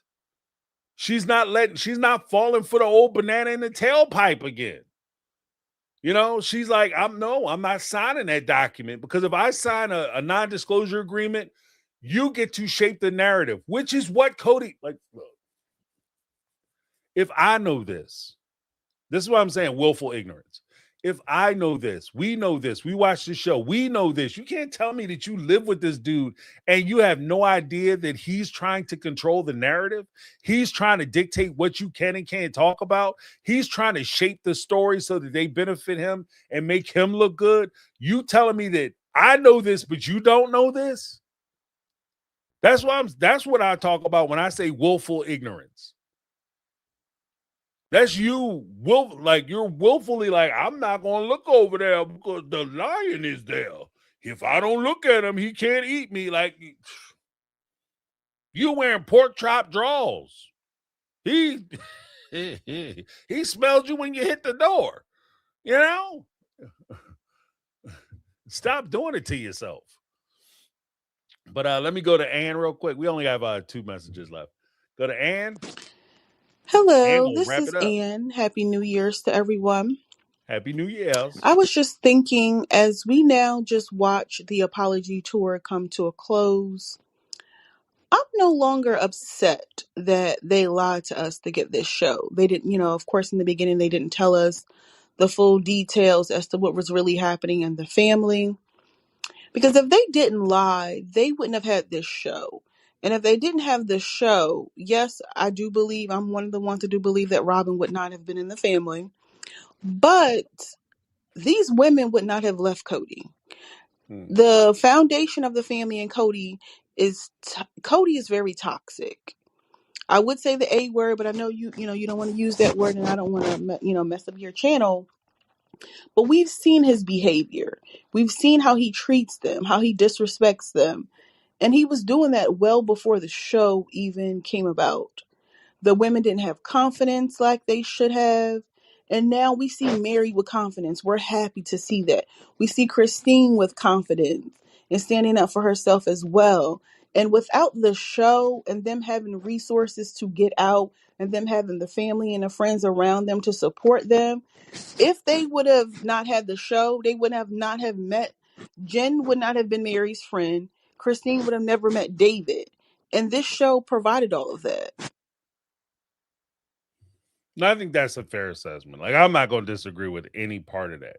The only thing I would say is that even though, money does work magic, I'm trying to be on the other side of that equation too. I want to try to, they say more money, more problems. I want to try some of them problems. I want to try something new for the new year, yeah. But the whole thing is that even though some great things happened because of the opportunity that they were given, I still would look at this as a source of pain. Like, I wouldn't forgive the pain that was caused, because the pain was intentional. The pain was intentional. Like, everything that happened to them, Cody intended to do. He planned to do, he intended to do, and he made it happen. I wouldn't give a, like, I'm not saying that this is what you're saying, but I'm just saying that for me, I wouldn't give a lot of credence to somebody like, oh, thank goodness we had this show because it worked out. Because without this show, I wouldn't have been wealthy. I wouldn't have bought a new house. I wouldn't own all this property. I wouldn't have married, in Christine's case, wouldn't have married David, or, it really worked out. The truth of the matter is that when they got married and he used them to get married and he was pushing kids up in them like he didn't know about the show.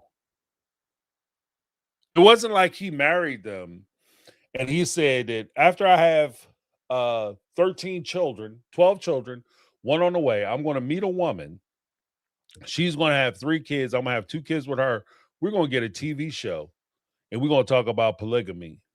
And I'm going to, change our lives. Everybody's life is going to change from there. That wasn't the plan. So he was like, there was something that was far worse. It just worked out. And what I've always said was, as much as we celebrate Christine, and I'm not saying we shouldn't celebrate the fact that she got out, Mary got out, Janelle got out. I'm not saying we shouldn't celebrate that.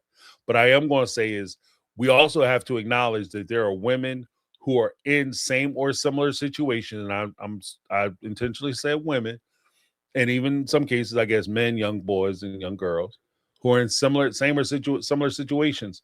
And when they leave, when they get their feet under themselves and they decide to go, they have to walk out with the clothes on their backs. They don't walk out with $1 million a year or $1 million a season contract and 3 properties under their name, 3 houses under their name. They walk out with the clothes on their back. In some cases, women have walked out of houses or homes with the clothes on their back and without their children because of the situation, financial situations they find themselves in, or the power dynamics that they find themselves in, which preclude them the ability to be able to walk out with their kids and have future relationships with their children. But they have to remove themselves from that situation, or extricate themselves from that situation, so that potentially or hopefully they can be in a position where they can go back and save their kids from that negative environment. So I'm not bashing these women for the courage that they showed and for the luck that they've had and the good fortune they've had. But I'm just saying that, while I'm sitting here celebrating them and rah-rah and rooting for them, I'm also acknowledging that there are people out in far worse situations who have to deal with far worse people. Because according to them, Cody was a good man. There's some women who they wouldn't look at the guy they married to right now and ever say that he was a good man. And they have to deal with that. So I just, I just like to put things into perspective. I'll just say that. I just want to put things into perspective because there are women out there who they're going through hell. And when they decide to leave, they're making real choices. Not that it wasn't painful or hard for Christine to leave, but it's a lot easier when you have a house in your name and you walking away with hundreds of thousands of dollars. I'm just saying, real talk. Like, let's cut the bullshit. Like, it's real talk. If you walking away with $1 million next year to yourself, your money, your dime, your dollar, and a $300,000 investment, I'm just saying, like, and again, I celebrate Christine and them for leaving and finding the courage to do so. And I agree with you. Like the fact that they've been blessed by being extricated from that that community and from that backing and finding new people and finding new folks to influence them and encourage them to leave. That's awesome. That's amazing. Bully for them. But there are people like her mom, Christine's mom, had to walk out with nothing and was kicked out of the community. She was still in the community. They kicked her out of the community. She couldn't even go to Christine's wedding, her first wedding with Cody. She couldn't even go because they excised her from the church and from the community because she had to do that for herself because she was being mistreated. That's a story I'd like to hear. If I could interview, if somebody said to me, James, you could interview Christine's aunt or you could interview Christine's mom, I think that those would be some really good interviews. I think those would be some real good conversations that I would love to have.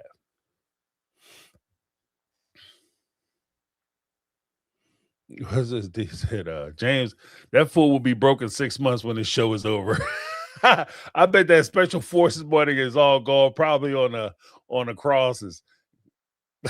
He might be driving around that special forces money. How about that? He might be driving that shit.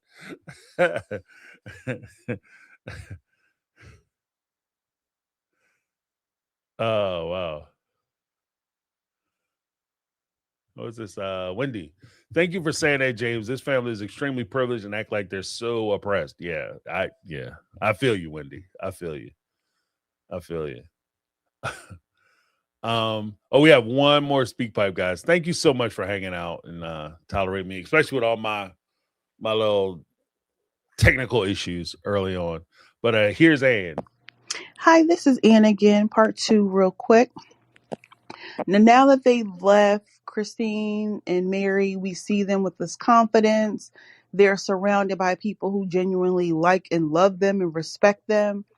They have to be honest about what's happening and what happened in the past.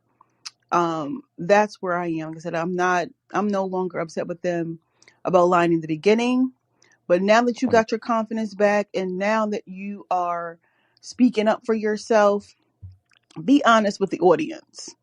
Janelle, I do think I agree with Megatron. She's a vampire. She uses people and she's not a truth teller. And I agree with Cody to a sense when it comes to Janelle trying to undercut Mary. I think that the idea was Cody and him and Janelle talked about it and she just co-signed it. But I think the idea was Cody. I don't think he told the full truth about that. But do you think now that Cody did this apology tour that they would have some type of reconciliation with Robin and the ladies? Maybe next season they do something all together with just the ladies and not Cody to kind of mend that relationship and kind of build up her character arc, because Robin is just in the background at this point. Yeah, that actually is a good idea. That's a good point. That might be season 21. Robin's apology tour with the three ladies.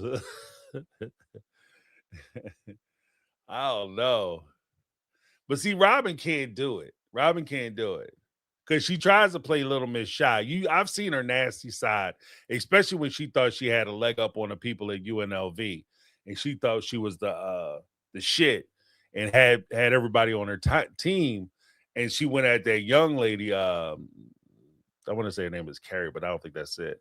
I want to say Melanie, but that's not it. But the young lady, don't say that. Don't feel bad for me, sweetie.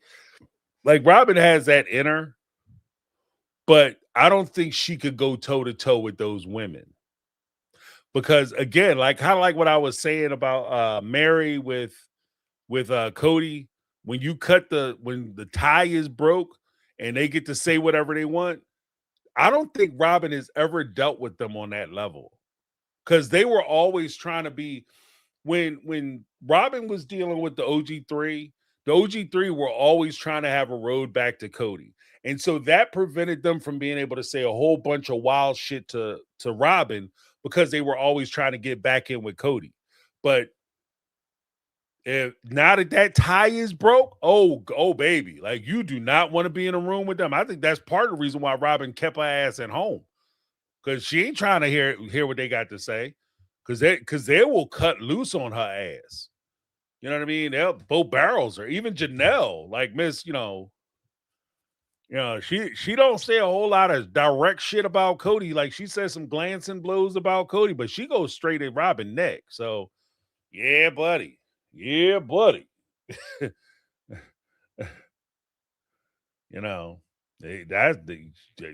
If Robin show up there, she'd be dealing with a totally different animal. Like I don't think she's ever seen these women like this before.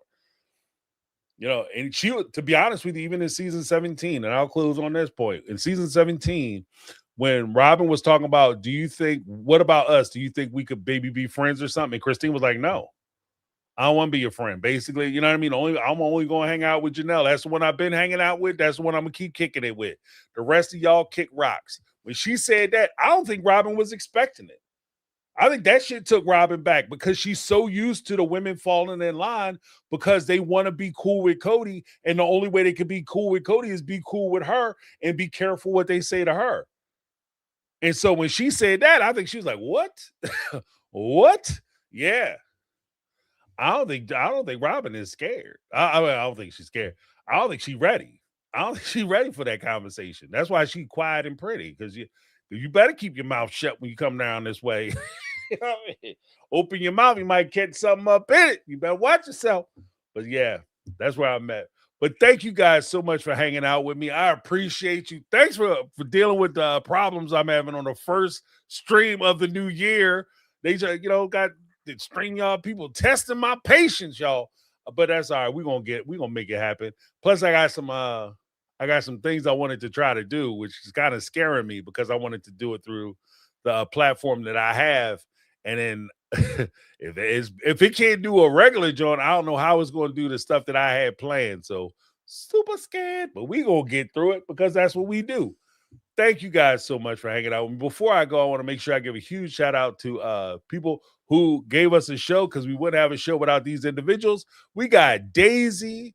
We have Anonymous. We had 3 anonymous individuals call. We had D, Mary, Sunny Bunny, Cat the Lab Rat, Andrea, Tanya Carta, Sharice, Sassy Experience, Sam, and Ann. Thank you guys so much. I also want to make sure I give a huge shout out to PR Nina Poraqua, new member, Darlene Hall in the house, Jody Periscala, Raiders Ma over in here. YouTube is my time machine. Thank you guys so much for supporting the channel. Oh, and we definitely got to give a huge hats off and salute to the Mega Mind Squad. We got Lizzie B, Caramel Cuties, and Brittany Not Brittany. Thank you guys so much, because they make the channel. They bring it in the new year right by helping a brother out. Trust me, it huge helps. But if you guys want to leave a speak pipe message, thank you so much, Lizzie B. If you guys want to leave a speak pipe message, go ahead, ask your questions, leave your thoughts at www.speakpipe.com/mytakeonreality. And you too could be starring on a show on Thursday evening and have me respond back to you. And by the way, like I said before, I say this seems like all the time, but I just want to make sure you guys are crystal clear on this. If you guys disagree with something I say, I don't mind. I don't care. I can talk about it. Like, you guys give me your perspective, I'll give you my perspective back. And that's how conversations happen. That's how we learn and grow. And I back when I remember when my wife first started dating, that was one of the things I say. Like, you might say something, I disagree with it, or I say something, you disagree with it, cite your disagreement. I may give you a retort to it, but please understand, I don't stop thinking about it. I don't just dismiss you and just say, okay, yeah, whatever. I'm wrong, you're right. I think about what you say, even after I respond back. So I'll think about it more and give some thought. That's how we learn. That's how we grow. So iron sharpens iron. So you guys challenge me. You make me better. You make me think about things in a different way that maybe I didn't consider it before. So I appreciate that. So if you disagree with something I say, please, by all means, feel like you can feel welcome to come up and say what you got to say. But thank you guys so much for hanging out with me. We have more to come, and there's a lot of stuff that I plan on doing this year. We're going to be on TikTok. We got some other social media stuff jumping off. I'm going to do another channel. So for those who are a little fatigued with the sister wife stuff, I'm going to do another channel that we're going to be able to discuss even more stuff. So Allison Gaines. Sorry, I agree. No. All right, Allison. I see what you did there. All right. But thank you guys so much for hanging out with me. I appreciate you. Have a great night. Happy New Year's. I'll talk to you later. That's my take. I'm James, and this has been My Take on Reality. And I'm out.